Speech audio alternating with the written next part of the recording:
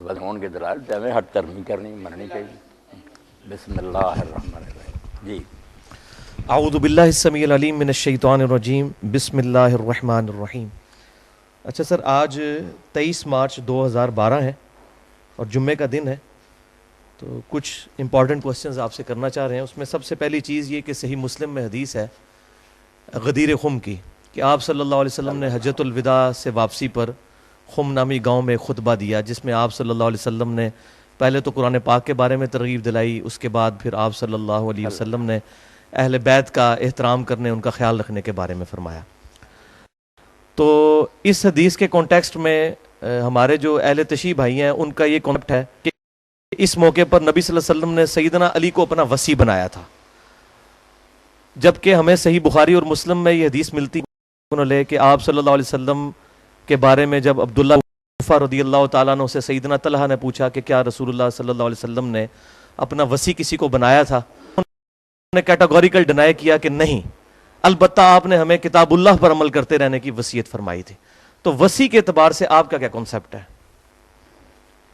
آپ نے ایک تو حدیث سکران جی ہاں بیان کر دی، ایک یہ پھر وصیت کی بات کر دی.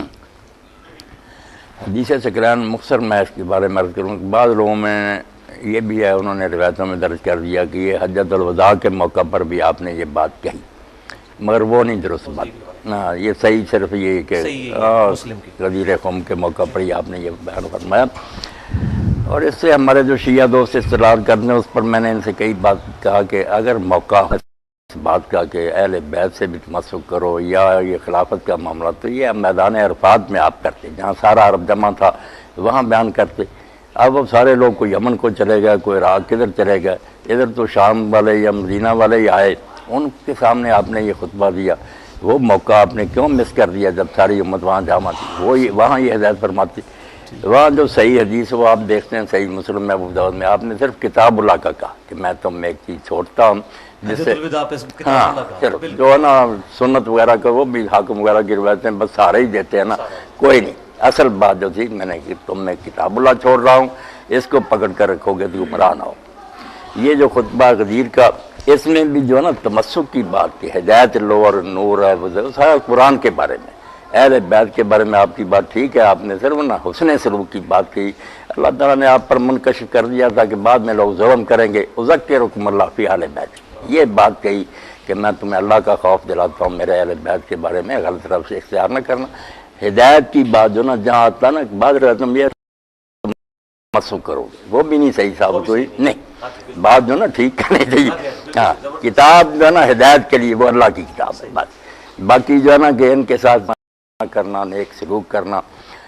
پھر ساتھ اس کے جو آتا کہ حضرت زید نے جب یہ بات بیان کیا، لوگوں نے پوچھا اہل بیت کون ہے، تو انہوں نے جب کہا عباس. اب جو شیعہ حضرات کا کہنا اس میں تو پھر 12 امام جو آل علی تھے ان کا وغیرہ یا امامت کی بات ہوتی. یہ تو کہا کہ یہ سارے اس میں داخل ہے جو آپ نے سکران میں کہا کہ میری اطرت آل جعفر بھی ہے، آل عقیل بھی ہے. تو یہ خلافت وغیرہ سے یا یہ دین کے لیے تمسک کی بات نہیں، یہ صرف آنے والے واقعات کے بارے میں نا امت کو ذرا ہدایت.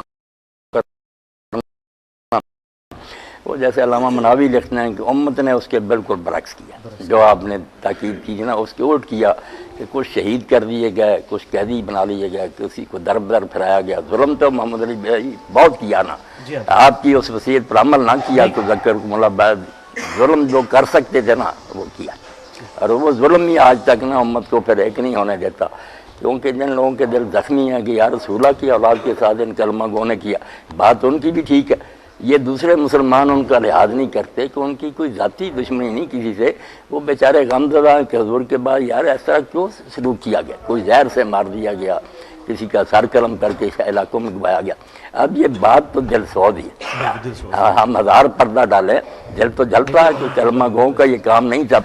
اور میں یہاں صرف ماہر القادری کا ایک شعر جناب نقل کر دوں گا. ان کے ہاتھوں سے لٹی باغ رسالت کی بہار، جو نمازوں میں صدا پڑھتے رہے صلی اللہ.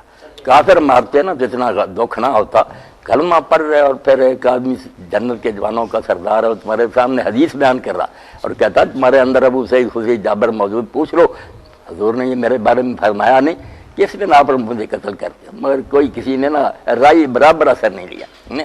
اس لیے وہ اہل بیت کے بارے میں تو صرف اتنا تھا کہ ان سے حسن سلوک کرنا، کتاب اللہ صرف ہدایت کے لیے تھی۔ ٹھیک ہے۔ ہاں۔ اچھا شیخ صاحب، اس میں بات یہ ہے کہ اگر کتاب اللہ ہے الحمدللہ وسیع نبی صلی اللہ علیہ وسلم کی، تو یہ ہم جو مصحف کے بارے میں صحیح بخاری میں حدیث ملتی ہے کہ سیدنا ابوبکر صدیق کے دور میں جمع کیا گیا، پھر سیدنا عثمان غنی کے دور میں مصحف عثمانی سامنے آیا، اگر یہ اتنی امپورٹنٹ چیز تھی تو آپ صلی اللہ علیہ وسلم نے دو گتوں کے درمیان اپنی مبارک زندگی میں اس کو کیوں نہیں جمع کیا؟ اس بارے میں محمد علی صاحب جو شیعہ حضرات بھی کہتے ہیں کہ بعد میں حضرت علی پھر گھر میں بیٹھ کے قرآن جمع کروں، یہ سنی کہتے ہیں حضرت ابوبکر کو فکر پڑی کہ کاری مارے جا رہے، یہ باتیں جو ہے نا دین سے پوری طرح مطابقت نہیں رکھتی کہ آخری کتاب ہے، زندگی موت اللہ کے ہاتھ میں ہے، رسول اللہ کو اتنی مہرت دے دیتا خدا انا لنا جمع قرآن کہ قرآن تو اکٹھا ہو جاتا، منشر چھوڑ کر جانا خاتم النبیین کا، یہ کوئی قرآن کی حفاظت تو نہ ہوئی کہ لوگ پھر اکٹھا کرنے لگے، اس میں پھر ایک آیت نہ ملی، وہ حضرت عثمان رضی اللہ عنہ کے زمانے میں ملی، پھر ایک کی گواہی دو کے برابر بنائی گئی، باتیں نہیں ٹھیک ہے۔ میں تو صاف کہتا ہوں بے شک بخاری ہے مسلم ہے، یہ باتیں بالکل غلط ہیں۔ عبید بن سباق ایک ہی راوی گمنام جس کا کوئی پتہ نہیں، کوئی اس کے تفصیلی اراض نہیں، وہ کہتا ہے اس طرح جمع کی تاریخ شروع ہوئی، جمع حضور کے زمانے میں ہو گیا، لوگوں نے حفظ بھی کر لیا، لکھ بھی لیا جو لکھے پڑے لوگ تھے، اور جو آپ نے اپنے گورنروں کو لکھا کہ لوگوں کو ہدایت کرو قرآن کو کوئی نہ چھوئے سوائے طاہر کے۔ اس لیے ابن حزم کی بات ٹھیک ہے کہ لاکھوں قرآن اس وقت پوری دنیا میں پھیلے ہوئے تھے، کوئی ایسی بات نہیں تھی وہ قرآن جو صحیح بخاری میں حدیث ملتی ہے کہ سیدنا جبرائیل کے ساتھ نبی صلی اللہ علیہ وسلم دورہ بھی قرآن کا کرتے تھے، تو وہ اس پہ موقف وہ یہ کہتے ہیں کہ جی یہ ساری چیزیں زبانی چل رہی تھی، جنگ یمامہ کے موقع پر وہ شہید ہوئے تو پھر نہیں روایت محمد علی صاحب آتا ہے کہ لکھوا بھی آپ دیتے، ٹھیک، وہ کہتے ہیں ایک جگہ کتاب مؤلف نہیں تھی مگر جو ہے نا کہ کاغذ کے پرزوں پر، اس طرح کھجور کے پتوں پر، ٹھیکروں وغیرہ پر لکھنا تو مانتے ہیں کہ کوئی شے ایسی نہیں تھی جو آپ لکھواتے نہیں تھے، ساتھ ہی بلا لیتے تھے۔ اب قرآن کے حوالے سے جو یہ اختلاف پھر اہل سنت میں بھی آیا، اہل تشیع میں بھی، 7 قراتوں والا، 7 قراتوں کی بات، اور ایک جو حضرت ابن مسعود کے ذمہ لگاتے ہیں نا کہ وہ مانتے نہیں تھے مفضلتین کوئی افاظت، یہ باتیں بھی دین کی جڑ کاٹنے والی، کہ وہ آدمی جس نے 70 صورتیں حضور سے سبقن پڑھی تفسیر کے ساتھ، وہی نہیں جانتا، اور جو کہتا ہے اگر میں جانتا مجھ سے زیادہ کوئی قرآن کا عالم ہے تو میں اونٹوں کے جگر جلا کر بھی اس تک پہنچتا، وہی صحیح بخاری میں بھی ہے کہ 4 بندوں سے قرآن سیکھو، وہی نبی اور ابن حزم کی بات ٹھیک ہے کہ یہ سب باطل باتیں، ان کے سے جو قرات متواتر آ رہی ہے اس میں یہ مبتدعین بھی ہیں، فاتحہ بھی ہے، تو شیعہ سنی سارے میرے بھائی نا قرآن کے بارے میں شک ڈال رہے، جو روایتیں ان کو دیوار پر مار، اچھا قرآن ہی مشکوک ہوگا تو بات کی رہی۔ آپ نے جب اعلان کیا کہ میں تم میں ایک چیز چھوڑ کر جا رہا ہوں ہدایت کے لیے، کتاب اللہ تو ٹھیک ہے، اچھا، کتاب اللہ اس میں بالکل میں نے آپ کے بارے میں سنا ہے کہ آپ رجم کی سزا کے قائل ہیں۔ قائل۔ اچھا، اب مسئلہ یہ ہے کہ صحیح بخاری میں جو رجم کے بارے میں سیدنا عمر کا خطبہ موجود ہے کہ یہ آیات پہلے قرآن میں نازل ہوئی، ہم پڑھتے تھے، اور پھر بعد میں جو ہے وہ آپ کو پتہ ہے ڈیٹیل خطبہ نہیں، اس میں جو لوگ کہہ دیتے ہیں کہ انہوں نے کہا قرآن میں تھی، قرآن نہیں لفظ میں، انہوں نے کہا کتاب اللہ میں یہ بھی بات تھی۔ چلیں کتاب اللہ، کتاب اللہ دیکھتے ہیں نا آپ کو کتب علیکم الکتاب کبھی عادت ہے کتاب اللہ علیکم، وہاں شریعت مراد ہے کہ جو شریعت تھی نا، بے شک قرآن میں یا سنت میں شریعت میں یہ حکم اترا تھا کہ انسان اس کو سنگار کرو، تو اس کو یاد کرنا پڑھنا۔ اب جو آیت بتاتے ہیں نا وہ محمد علی صاحب نہیں، وہ آیت تو قرآن کا اسلوب میں نہیں بیٹھتی، اسلوب میں نہیں لینگویج ہی عجیب و غریب پھر نہیں، خلاف ہے نا مسلک کی، مسلک تو کہ شادی شدہ جو ہے نا اس کو سنسار اس کو بھی ایکسپلین نہیں کرتا، مگر وہ شادی شدہ نہیں، وہاں بوڑھے کی بات ہے، الشیخ و بشیخہ، تو اب کہتے نہیں بوڑھے سے مراد شادی شدہ، یہ کس لغت میں بھائی؟ الشیخ و بشیخہ تو یہ ہے کہ بوڑھا، بے شک شادی شدہ ہو یا ساری عمر کمارا رہا، اس نے عبارت بوڑھے کی ہے، مسئلہ ہے شادی شدہ کا، تو نہ وہ مضمون اس کا صحیح ہے نہ کوئی۔ اچھا، ہمیں بس جو امام علامہ خضری نے لکھا نا اصول الفقہ میں، کوئی چیز مجبور نہیں کرتی کہ ہم مانیں کہ قرآن میں کچھ آیتیں تھی جو منسوخ تلاوت ہو گئی، ایسی کوئی دلیل شرعی جتنا اترا تھا پورا ہی ہے، کوئی اللہ نے واپس نہیں لیا، نہ کوئی آیتیں اٹھائی ہیں، جو بھی اس قسم کی روایتیں ساری جو ہے نا کوئی نہ کوئی میں وہ صحیح مسلم میں روایت ہے کہ ہم سیدہ عائشہ سے کہ ہم حضور صلی اللہ علیہ وسلم کی وفات کے بعد بھی رضاعت والی آیات پڑھا کرتے تھے، پہلے 10 مرتبہ 10 رضاعت اتری ہاں تھی، جی، پھر ہاں جی، منسوخ ہاں ہوئے 5 رضاعت وہ جب حضور فوت ہوئے پڑھی جاتی تھی۔ ہاں جی، ہاں اب سارے پھر اس سے جان ہی چھڑاتے نا ہماری صاحب، یا تو نہیں لوگوں کو تو اس میں نسخ نہیں، اس پر آپ کیوں نہیں تعویل کر رہے کہ اس سے مراد کتاب اللہ ہی ہوگی، قرآن نہیں مراد ہوگا؟ نہیں وہ میں اس کی یہ تعویل کرتا ہوں کہ اگر اس کو ماننے اول تو ہم مجبور نہیں کہ ایسی روایتوں کو مانے، میں نے فلاں سے سنا فلاں سے، یہ بے شک کتنے معتبر ہم کہتے ہیں سکہ، پہلے تو سکات میں بھی آپ جانتے ہیں کہ ہر راوی کے بارے میں سوائے شادر وادر کے سب میں اختلاف، کوئی کہتا سکہ دوسرا کہتا دجال ہے، کون جانتا کہ ان میں کیسے کیسے لوگ ہیں۔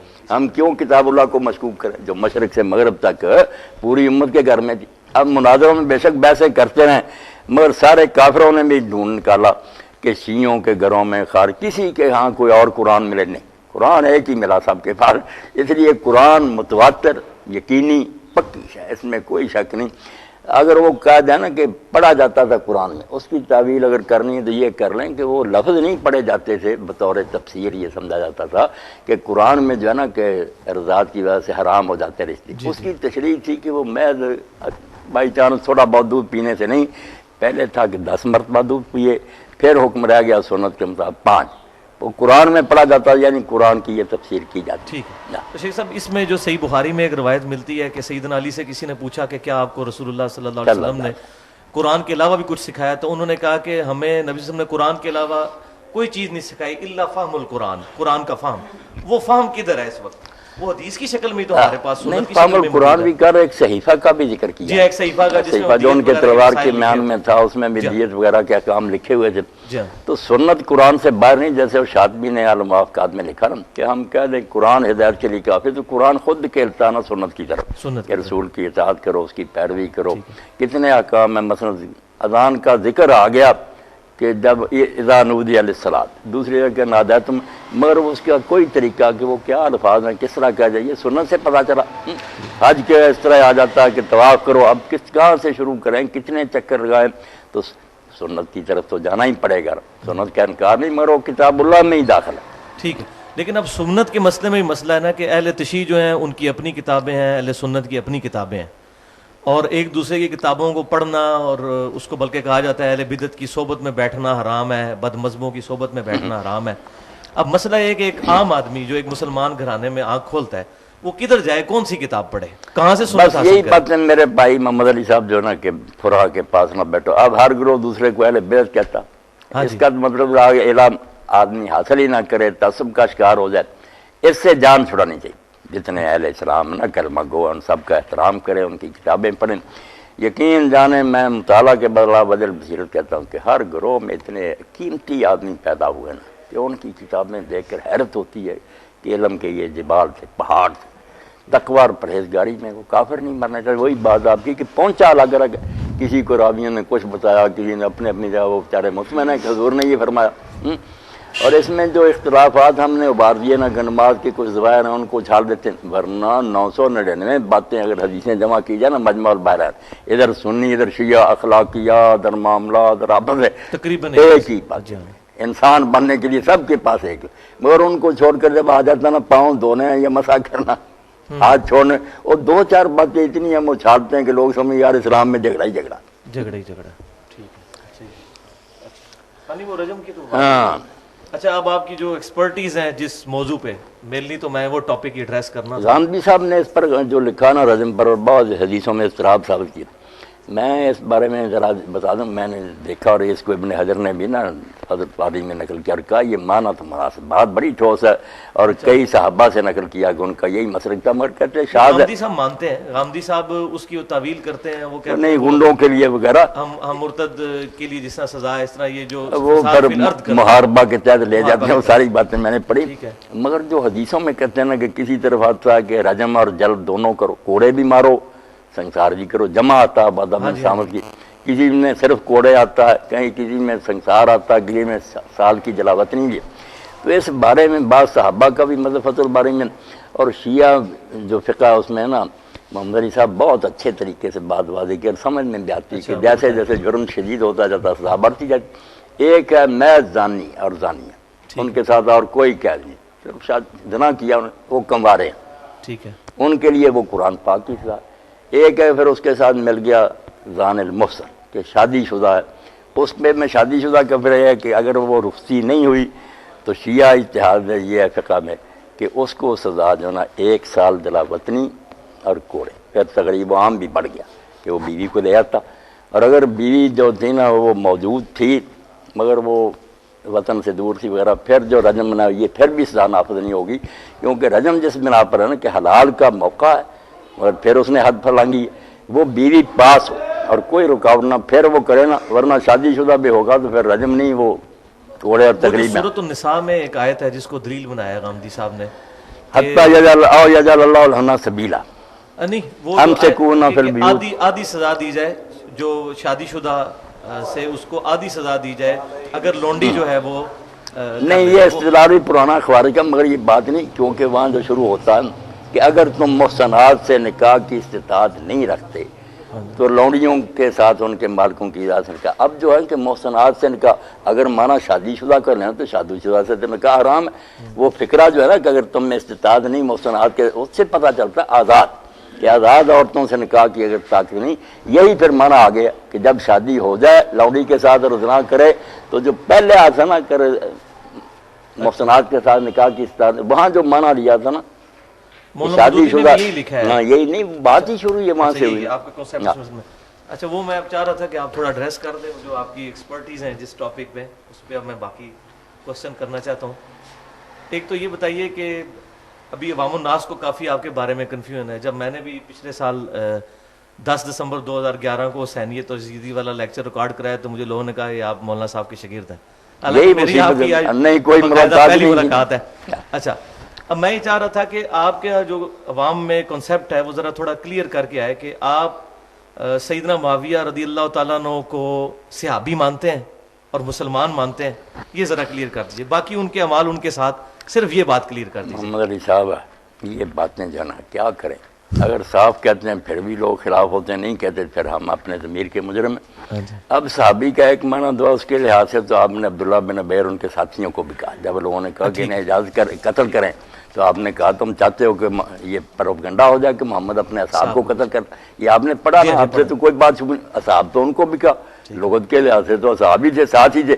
مگر جب قرآن کہتا، حدیث کہتی ہیں کہ ان میں لوگ منافق بھی، منافقین کا وجود تو بالکل مسلمہ. اب ہم اپنی مرضی سے کہہ دیتے نا یہ منافق نہیں تھا، وہ منافق، اور منافق بھی صرف ہمارے پاس عبداللہ بن ابی رہ گیا، ورنہ جنگ احد میں جو 300 واپس آیا تھا، اور اس کے بعد یوں اسلام پھیلتا گیا، زیادہ ہوتے گئے لوگ منافق، روب کی وجہ سے دب گئے. اور آخری سورہ میں بھی اللہ تعالیٰ فرماتا توبہ میں کہ مدینہ اور منافق ہیں، اللہ تعالیٰ اے نبی تو بھی نہیں جانتا، ہم جانتے.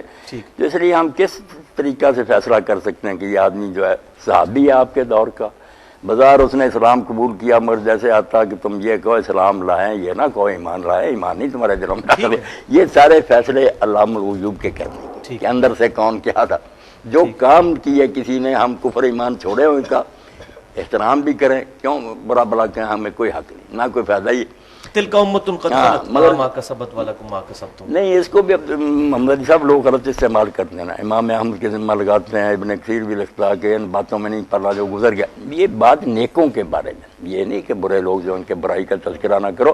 یہاں ابراہیم، اسماعیل، اسحاق وغیرہ کے حوالے دے کے نا یہودی کہتے تھے کہ ہمیں ان کی نیکیاں کافی ہیں، ہم ان کی اولاد مقصال. دونوں جگہ یہ آتا ہے کہ وہ لوگ جو تھے نا انبیاء وہ گزر گئے، اسی لیے لہا ہی آیا، لکم لہا، علیہ نہیں آیا کہ جو گناہ انہوں نے کیے ہیں وہ ان پر نہیں، گناہ کی بات نہیں کی کہ جو نیکیاں وہ کما گئے انہیں ملیں گی جو تم. فائدہ نہیں ہوگا ابراہیمی، ہاں بس یہ فائدہ کی بات. بروں کے واقعات تو قابیل سے اللہ نے شروع کیے ہیں، آپ خود قرآن پڑھ دیا بروں کے تذکرے سے. اگر یہ بات بری ہوتی کہ جو مر گیا چھوڑو تلکا امتن، کیوں اللہ یہ موقف غلط ہے. خیر غلط. اچھا لیکن اہل سنت نے متفقہ طور پر جو ہے وہ سیدنا معاویہ کو صحابی کے طور پہ ڈیل کیا ہے، ان کی احادیث بھی لی ہیں اپنی کتابوں میں. حدیثیں لی، حدیث کے بارے میں تو میں بھی کہتا ہوں کہ بصر ہو، معاویہ ہو، کوئی ہونا، ان سے جو جی چاہے ہمارے صادر ہوئے ہیں. مگر یہ علماء نے پورا استقصاء کیا، ڈھونڈا کہ کسی نے حدیث بھی وضع کی ہے، اس جرم سے اللہ نے بچا رکھا. شیعہ لوگ کہتے ہیں سمرا سے نہ اتنے پیسے دے کر معاویہ نے حدیث بنوائی، دکھائی آج تک نہیں کہ وہ کہاں ہے سمرا کی بنائی ہوئی.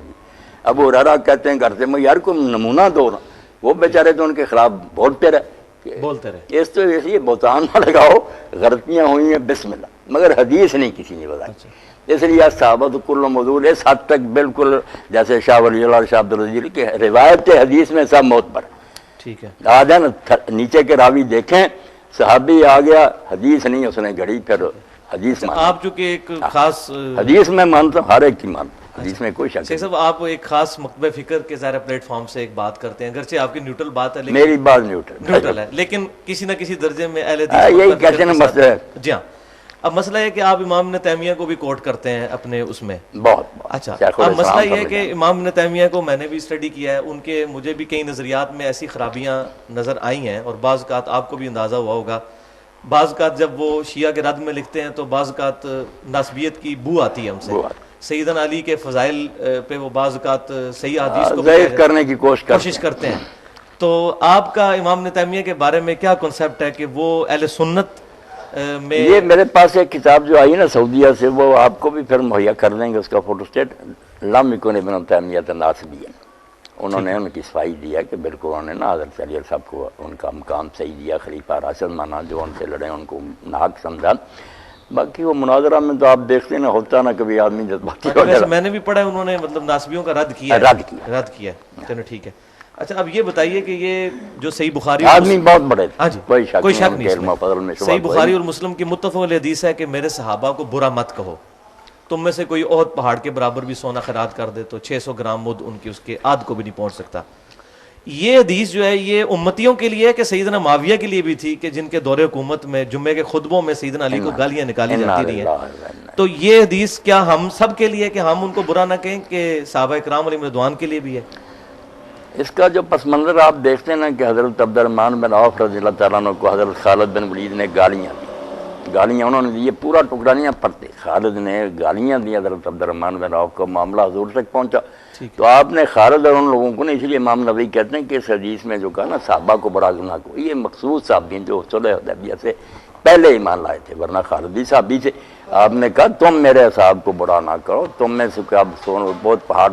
اس کا خطاب جو تھا نا صلح حدیبیہ کے بعد والے مسلمانوں سے تھا, وہ عام مانوں میں تو وہ بھی صحابی تھے, مگر آپ نے اس میں خاص کہا کہ جن کو تم گالیاں دے دو سابقون کو, ان کے برابر تم اب ہو سکتے ہو. ہمیں بھی حکم بعد میں ٹھیک ہے پہنچ گیا, ہم پر بھی لاگو, مگر مخاطب اس کے حضرت خالد اور ان کے ساتھی تھے کہ تم برا کہتے ہو. اچھا, صحیح بخاری میں ایک روایت ملتی ہے جس میں غزوہ خندق والے چیپٹر میں کہ سیدنا معاویہ رضی اللہ تعالیٰ عنہ جو ہیں عبداللہ بن عمر کی طرف کنایا کر کے بات کرتے ہیں کہ تم میں سے جس شخص کو خلافت کی خواہش ہے وہ اپنا سر اٹھائے, میں اس کے باپ سے بھی زیادہ خلافت کا حقدار ہوں. اچھا, اب استغفر اللہ واتوب الیہ, سیدنا عمر کے بارے میں اتنا زیادہ سخت الفاظ جو سیدنا معاویہ کے زبان سے نکلے, اس کی وجہ کیا تھی؟ ان کا تو مسئلہ ہونا چاہیے تھا تحکیم کے مسئلے میں عبداللہ بن عمر کے ساتھ, حضرت عمر کو انہوں نے کیوں تختہ مشق بنایا ہے اس مسئلے میں کہ میں تیرے باپ سے بھی زیادہ خلافت کا حقدار ہوں؟ کیا اس کی وجہ وہ تو نہیں ہے کہ وہ صحیح بخاری میں ایک رجم والی اسی حدیث میں ہے کہ سیدنا عمر رضی اللہ تعالیٰ کو کسی نے بتایا کہ جب عمر مر جائے گا تو ہم فلاں بندے کی بیعت کر لیں گے. یہ فلاں بندہ جو اس میں موجود نہیں ہے کون ہے اور یہ کون لوگ تھے؟ ذرا اس کو ذرا پوائنٹ آؤٹ کر دیں. یہ جو انہوں نے کہا نا کہ سر اونچا کرے جو خلافت کا امیدوار بنتا, میں اس سے اور اس کے بعد سے بہتر ہوں, اس کے بارے میں کچھ تو بھائی محمد علی یہ کہتے ہیں کہ ابن عمر وغیرہ کوئی یہ ان کی طرف سے ان کی بات کرو, حضرت عمر مخاطب تھے, مگر بہت سے یہ بھی کہتے ہیں کہ نہیں وہ حضرت علی اور ان کی اولاد کے بارے میں کہہ رہے تھے کہ جو کہتے ہیں ہم اور ہمارے باپ زیادہ خلافت کے حقدار وہ سر اونچا کریں. اور حضرت ابن عمر نے بھی اپنا نہیں کہا, یہی کہا کہ میرا جی تو چاہ کہ میں اپنا چھوڑ کر نا یہ جو اس طرح بیٹھے تھے گوٹ, میں ایسے کہوں کہ وہ زیادہ حقدار ہے جس نے تجھے اور تیرے باپ کو نا مار مار کر اسلام میں داخل کیا. ہاں, باتیں تو انہوں نے بہت وہ بات یہی ہے کہ وہ جو عمر بن مسلمہ کہتے ہیں کہ ابن عمر آپ نے ادھر ہی ان کا جواب کیوں نہیں دیا؟ اس سے لگتا یہی ہے کہ بھئی وہ سیدنا ابن عمر کی ہی طرف اشارہ تھا. چلو ان کی طرف تب بھی برا ہے, حضرت علی کی طرف ہو تب بھی برا. ابو موسیٰ اشعری رضی اللہ تعالیٰ عنہ اور عمر بن عاص رضی اللہ تعالیٰ عنہ کے درمیان یہ طے پایا تھا کہ دونوں کو ہٹا کے تو ابن عمر کو خلیفہ بنا دیتے ہیں. یہ بات پایا ثبوت تک پہنچی ہوئی ہے تحکیم کے دوران, مگر ذکر تو ہے نا تبری وغیرہ تاریخوں میں. اچھا, تاریخوں میں ملتا ہے. اچھا یہ بتائیے کہ سعد بن عبادہ رضی اللہ تعالیٰ عنہ نے بیعت نہیں کی تھی سیدنا ابو بکر کی, تو اس کے بعد ان کا کیا مستقبل ہوا ہے؟ کدھر گئے وہ؟ اس کے بعد کوئی ذکر نہیں ان کا ملتا. تو ذکر تو ملتا صحابہ کے حالات پر جو کتابیں نہ، پھر انہوں نے اپنا بال بچہ لیا اچھا۔ اور مدینہ سے چلے گئے، شام جا کر نہ آباد ہو گئے، ٹھیک، اور پھر انہوں نے حضرت عمر کی بیعت بھی نہیں کی۔ اب ان کی موت جو ہے نا وہ بھی نزاعی ہو گئی، کیونکہ وہ مردہ پائے گئے نا، صبح شام پیشاب وغیرہ کے لیے نکلے تو پھر وہ کسی نے انہیں ہلاک کر دیا، اور کنویں میں لاش ملی، وہ بھی سبز ہو گئی تھی، پھول گئی تھی۔ اب ہم اہل سنت تو کہتے ہیں کہ جنات نے انہیں قتل کیا، یہ اشعار بھی کچھ بیان کرتے ہیں کہ جنات جو تھے انہوں نے کہا ہم نے حضرت کے سردار کو تیر مارا، دل پر جو خطا نہیں کیا۔ شیعہ کہتے ہیں، انہوں نے لطیفہ ابن ابی الحزین نے لکھا نا کہ ایک شخص نے پوچھا ایک شیعہ عالم سے کہ علی نے اپنے حق کے لیے کیوں نہیں حضرت ابو بکر کے زمانہ میں حضرت عمر کے کوئی سوال اٹھایا؟ انہوں نے کہا یار وہ جنوں سے ڈر گئے۔ کیا کریں، تاریخ میں سب کچھ ہے۔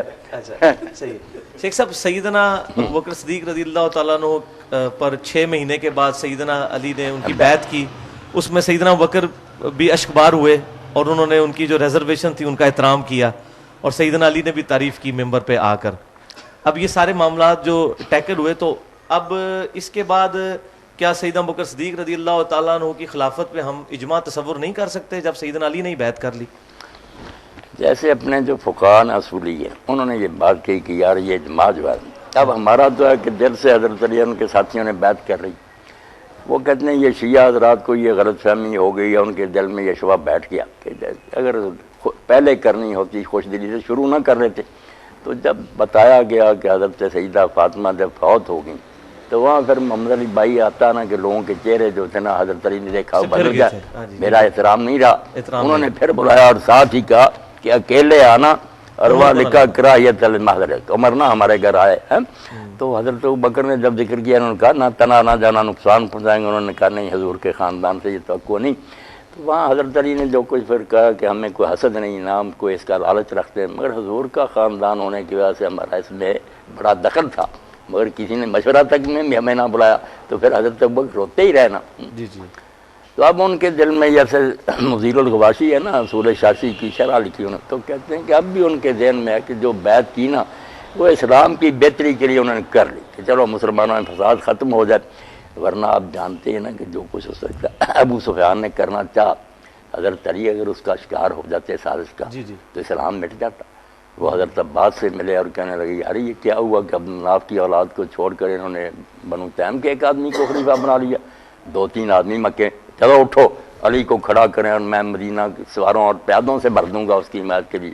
جب حضرت عباس بھی قائل ہو گئے، حضرت علی سے بات کی، اگر وہ محمد علی بیٹا مان جاتے نا بات، اسلام وہیں ختم ہو جاتا۔ انہوں نے بہت دور اندیشی سے کام نے کہا جاہلیت ہم اسلام، کفر میں بھی تو اسلام کا برا سوچتا رہا، اب بھی سوچتا۔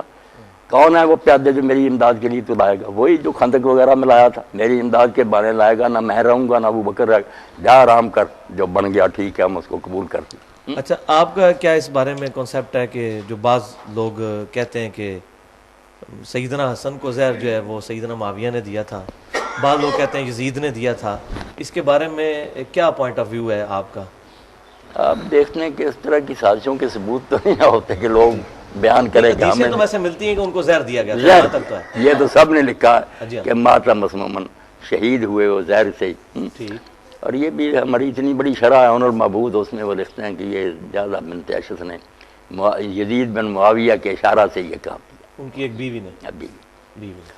اچھا اب یہ بتائیے جو موت پر ہوا نا معاملہ کہ جب حضرت حسن فوت ہو گیا تو مقدام بن مہدی کربن کے ساتھی گئے تھے، تو حضرت معاویہ نے بتایا کہ تمہیں پتہ علی ابن حسین ابن علی فوت ہو گیا، تو حضرت مقدام نے دیکھو نا اخلاقی فریضہ تھا، صحابی سے کہا انا للہ، تو انہوں نے کہا تعدھا مصیبتاً، حسن کا مرنا کوئی افسوس کی بات ہے، اور ایک درباری بولا کہ جمرات نطفہ اللہ، وہ تو آگ کا انگارہ تھا جو خدا نے بجھا دیا، تو وہاں صحابی رسول نے کہا یار افسوس ہے حضور کی ران پر ہوتا تھا اور آپ اس کے لیے یہ کلمے فرماتے تھے اور تم نے اس کی موت پر انا للہ نہیں برداشت کیا۔ یہ باتیں بتاتی ہے نا کہ یہ سازش ان لوگوں نے کی ہے۔ ٹھیک۔ اچھا، اسی ابو داؤد کی یہ والی مقدام بن مہدی والی حدیث میں آگے چلتا ہے کہ وہ پھر کہتے ہیں میں تیرا دل جلاؤں گا، یہ پھر تین خلافت باتیں کے بارے میں جب کہتے رہتے ہیں حضرت حسن نے صلح کر لی، اس میں یہ نہیں بتاتے کہ ان شرائط میں تھا کہ اگر میں زندہ ہوں گا اس وقت تو پھر دوبارہ خلیفہ میں ہوں گا، اور دوسری بات کہ اگر میں نہ ہوا تو تم اپنے بعد کسی کو ولی عہد نہیں مقرر کر سکتے، امت شورا کے ذریعے چنے گے. ٹھیک ہے. سب اچھا اس میں یہ ایک ناسبی ہم پہ اعتراض کرتے ہیں کہ اگر سیدنا علی نے حسن کو اپنے بعد بنایا ہے تو اگر سیدنا معاویہ نے بنا دیا یزید کو تو کیا ہوا؟ کیا یہ چیز یہ محمد علی بھائی بالکل جھوٹ بولتے ہیں. ایک تو شیعہ عقیدہ اس میں علی نے کیا مقرر کرنا, وہ تو کہتے ہیں اللہ نے 12 مقرر کر دیے جیسے نبی مقرر کی, وہ تو بات ہی الگ ہے. دوسری سنیوں کی بات تو بہت صاف آتا, آپ نے کہا نہ میں تمہیں حکم دیتا ہوں نہ تمہیں منع کرتا ہوں, تو افسر تم خود بہتر جانتے ہو, جی چاہے کر لینا بیعت نے. وہ تو حضرت عبداللہ بن عباس نے بعد میں تقریر کی نا کہ علی فوت ہو گئے, یہ ان کا بیٹا ہے, اگر تم چاہو اس کی بیعت کر رہا ہوں. یہ کہاں پہ ہے یہ چیز؟ یہ حاکم میں ہے. ہاں اس لیے نا کوئی نہیں انہوں نے مقرر کیا, جھوٹ بولتے ہیں. کوئی مقرر. اچھا یہ بتائیے کہ یہ پھر جو اب یہ جو بخاری مسلم میں 12 خلیفوں والی حدیث ملتی ہے, یہ 12 خلیفے کچھ ناسبی تو وہ ان کو گننا شروع کر دیتے ہیں, بعد میں بنو امیہ کے خلیفوں کو بھی. اہل تشیع کا کنسیپٹ ائمہ کی طرف جاتا ہے. یہ امت کو یہ حدیث کیسے سمجھ آئے گی یہ 12 خلیفہ کون ہے؟ یہ تو آپ دیکھتے ہیں نا شرح لکھنے والے تھک گئے, اتنے قول ہیں. ہاں جی. آخر میں کوئی کہہ دیتے ہیں متشابہات میں سے, مگر خلیفہ جو ہے نا یا عمرا, اس میں پھر نا شیعہ حضرات والے ائمہ جو نا بہت چوٹی کے لوگ ہیں, لیکن حکومت نہیں, وہ حکومت نہیں ملی. ان میں سے حضرت امیر المومنین علی ہیں, بعد میں حضرت حسن ہیں, پھر امام مہدی ہو سکتے ہیں. درمیان میں کوئی نہ حاکم وقت نہیں ہوا. لائق بے شک وہ خلافت کے دوسروں سے زیادہ عمر نہیں نا ان کو فی الواقع ملی, اس لیے وہ تو مراد نہیں.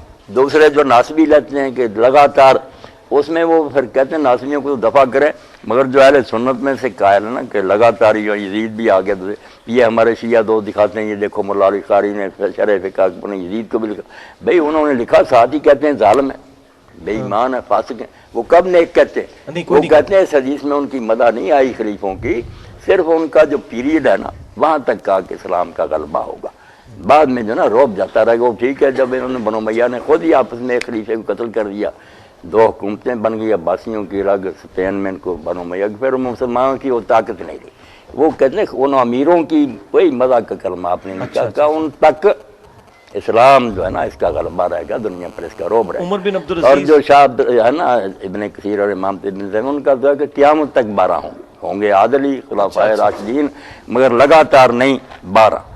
آخری جو ہے نا امام المہدی ہوں, امام ابن تیمیہ اور امام ابن کثیر, یہ دونوں اس کے تو بڑا اچھا ہو گیا کہ یہ 12 ہوں گے بھی عادل اور متقی, مگر کچھ ہو گئے اور آخر میں جا کر امام مہدی. انہوں نے نہیں یہ معاویہ کو بھی نہیں شمار کیا نا یزید وغیرہ. البدایہ والنہایہ اور منہاج السنہ. اچھا ایک یہ بڑا اس میں خطرناک کوسچن ہے کہ جو صحیح بخاری میں عمار بن یاسر کے بارے میں حدیث ہے, اس میں الفاظ بڑے سخت ہیں کہ عمار ان کو جنت کی طرف بلائے گا, وہ عمار کو دوزخ کی طرف بلائے گا. وہ دوزخ کیا ہے, اس کی کیا تعویل ہو سکتی ہے؟ اب ایک طرف ہم وہ صحیح بخاری کی حدیث لیتے ہیں کہ نبی صلی اللہ علیہ وسلم نے فرمایا کہ میرا بیٹا سید ہے, اس کی وجہ سے 2 مسلمانوں کے گروہوں میں صلح ہو جائے گی. تو مسلمان کے بارے میں تو ہمارا عقیدہ ہے اس نے الٹیمیٹلی جنت میں جانا ہی ہے. وہاں وہ پڑھتے ہیں دوزخ کی طرف بلائے گا. کیا وہ راستہ دوزخ کا ہے, یہ واقعی دوزخ ہے, یہ کیا اس کی تعویل کریں؟ نہیں, اگر یہ بانے مسلمانوں کے 2 گروہوں کی صلح کرائے گا, بالکل ٹھیک ہے, دونوں گروہ مسلم ہی کہلاتے تھے نا, مگر مومن تھے دونوں, یعنی اندر سے جیسے لما یدخل الایمان, کون جانتا کہ مسلم ہے. مسلم تو سب مانتے ہیں کہ بازار وہ کلمہ بھی پڑھتے تھے, نمازیں, سو کارڈ تو سینا مسلم کہہ رہا ہے. دوزخ کی طرف بلاتے ہیں. آج تازہ بھی کتاب آئی, کل ہی دیکھے گا مجھے, وہ ایک ڈاکٹر سے نا عرب کے, انہوں نے لکھی ہے حضرت علی علیہ السلام پر 1200 صفحے کی ہے, مگر وہ جان چھڑانے کے لیے ساری جنگوں میں کوشش کرتا, مگر حق غالب ہے. یہ مانتا ہے کہ جنگ میں بھی حق علی کے ساتھ تھا, صفین میں بھی. یہ حدیث بھی لکھی انہوں نے کہا جو تعویل امیر معاویہ نے کی کہ قاتل وہ جو ساتھ لایا, بالکل باطل ہے, قاتل یہی ہے اور وہی جھوٹے ہیں, اور ان پر یہ حدیث نہیں. وہ تو بلکہ ایک حدیث بڑی خطرناک مل گئی ہے مسند امام احمد میں, شعیب ارنوت نے بھی صحیح کہا ہے اس کو, کہ وہ عبداللہ بن عمر بن عاص کے بارے میں سیدنا معاویہ کہتے ہیں عمر بن عاص کو کہ اس پاگل بچے سے میری جان کیوں نہیں چھڑاتا, یہ میرے سر پہ ہی چڑھا رہتا ہے کہ مار قتل ہو گیا, تو ہمارے ساتھ کیا لے رہا ہے, پھر جا علی کے ساتھ جا کے شامل ہو. تو ان کا میں اس لیے شامل ہوں کہ مجھے نبی صلی اللہ علیہ وسلم نے فرمایا تھا اپنے باپ کے ساتھ. تو وہ تو کلیئر ہو گیا کہ سیدنا معاویہ سے یہ معاملہ ہوا ہے. نہیں, انہوں نے نہیں قتل کیا. اچھا, وہ ابو الغادیہ کا نام آتا ہے, اور مسند امام احمد میں مسند ابی غادیہ موجود ہے, اب ہمارے اہل سنت یہ کہتے ہیں وہ صحابی ہے، اس سے حدیثیں لی ہوئی ہیں صحابیاں- احمد بن حنبل نے، صحابیاں اور آپ بلکہ- کہہ رہے ہیں کہ عمار کا قاتل جو ہے وہ دوستی ہے. دوسری قاتل ہوا طالب فنار. اچھا اور یہ ابن حزم وہ بھی لکھتا نا کہ ابو الغالیہ اصحاب بیت رضوان میں بھی تھا. رضوان میں ہاں مگر یہ کام اسی نے کیا قتل کا. نہیں لیکن وہ دوستی والی جو ہے کہ عمار کا دوستی والی کی جو اگر ہم کچھ بچانا چاہیں تو کوئی بات نہیں. بہت سے کام نا جن کے لیے آپ نے فرمایا کو کرمار کی طرف بلاتا ہے، جوا کھیلے وغیرہ دوزخ کی طرف دعوت دیتا، تو کام دوزخیوں والے ہیں. باقی اس کے دوسرے اعمال کی وجہ سے یہ اللہ اپنی رحمت سے اگر معاف کر دے گنجائش کی اس کی کیا اہل سنت کئی میں کاموں پر آتا نا کہ یہ ٹھیک کام کفر کے ہے یا جاہلیت کے ہے. یہ بخاری مسلم میں تو ملتا ہے کہ 70,000 جو لوگ ہیں میری امت سے بغیر حساب و کتاب کے جنت میں جائیں گے. کیا یہ بھی کہیں کسی حدیث میں ملتا ہے کہ تمام صحابہ جو ہیں وہ ڈائریکٹ جنت میں جائیں گے، کسی کو دوزخ کا پھیرا نہیں لگے گا؟ نہیں، یہ جو ابن حزم وغیرہ نے عقیدہ بنا لیا نا کہ سارے جو ہے نا جنتی ہیں، یہ اس کی کوئی دلیل نہیں. کیونکہ 70,000 سے تو زیادہ قرآن میں ان کی مزہ بھی بڑی ہے. جو کبھی کبھی کوتاہیاں ہوئی وہ بھی قرآن بڑا پڑا. اب آنکھیں بند تو نہیں کرنی چاہیے، بشری تھے، کئی موقع پر اللہ نے ٹوکا. جنگ احد میں دوڑ گئے تو اللہ نے اساتم رسول کہا کہ تم نے رسول کی نافرمانی.